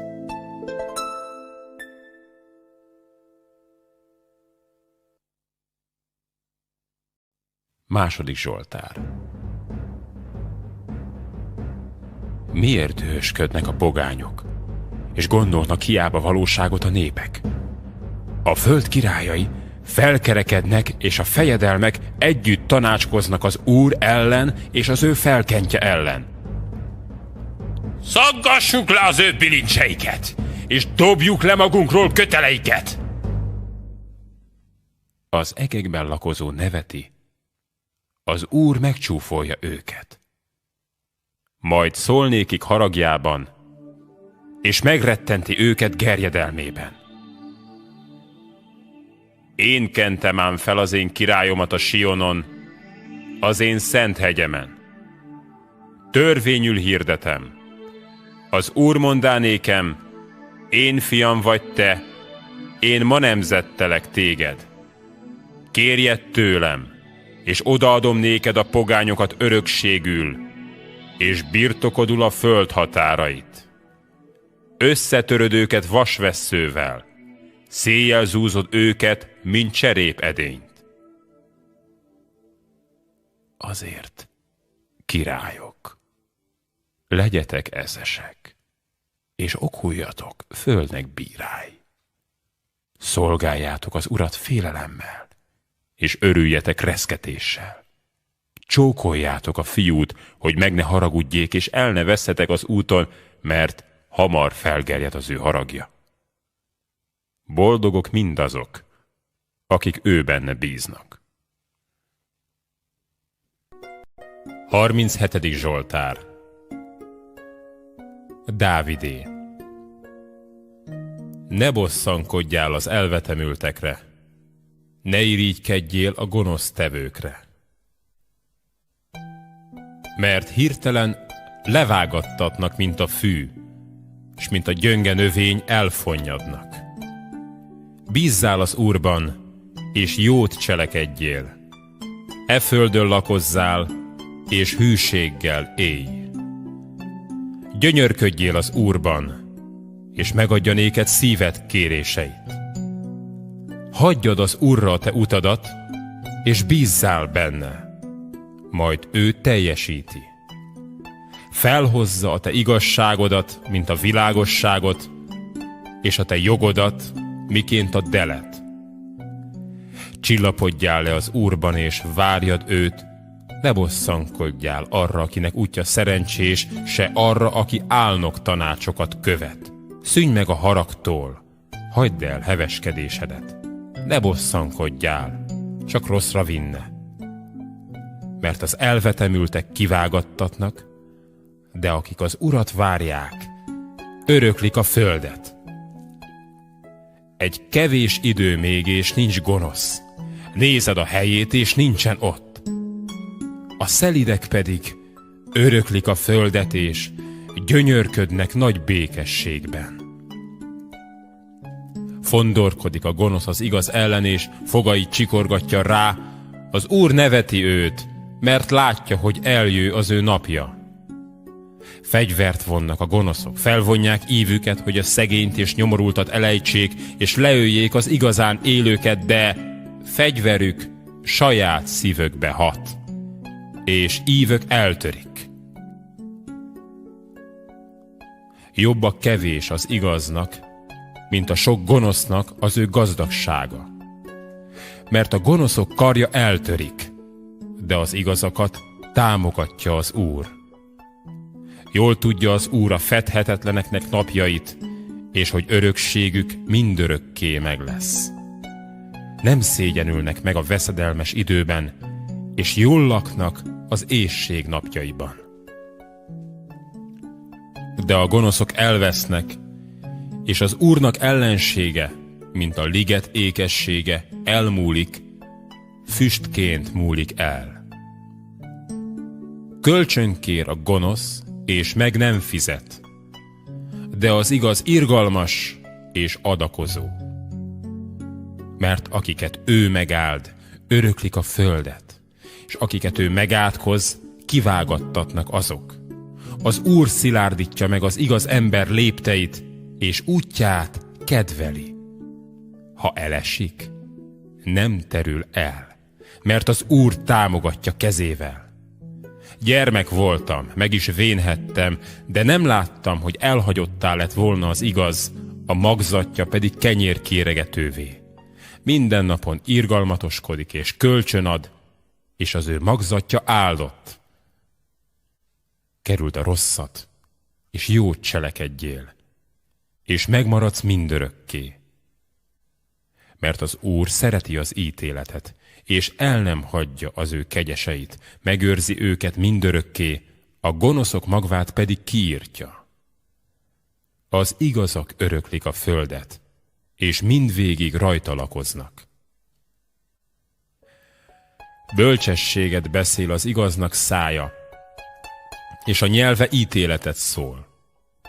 Istenének törvénye van szívében, lépései nem ingadoznak. Leselkedik a gonosz az igazra, és halálra keresi azt. De az Úr nem hagyja azt annak kezében, sem nem kárhoztatja, mikor megítéltetik. Várjad az Urat, őrizd meg az ő útját, és fölmagasztal téged, hogy örököld a földet, és meglátod, amikor kiirtatnak a gonoszok. Láttam elhatalmasodni a gonoszt, és szétterjeszkedett az, mint egy gazdag lombozatú vadfa. De elmúlt, és íme nincsen. Kerestem, de nem található. Ügyelj a fedhetetlenre, nézd a becsületest, mert a jövendő a béke emberéé. De a bűnösök mind elvesznek, a gonosznak vége pusztulás. Az igazak segedelme pedig az Úrtól van. Ő az ő erősségük a háborúság idején. Megvédi őket az Úr, és megszabadítja őket. Megszabadítja őket a gonoszoktól, és megsegíti őket, mert ő benne bíznak.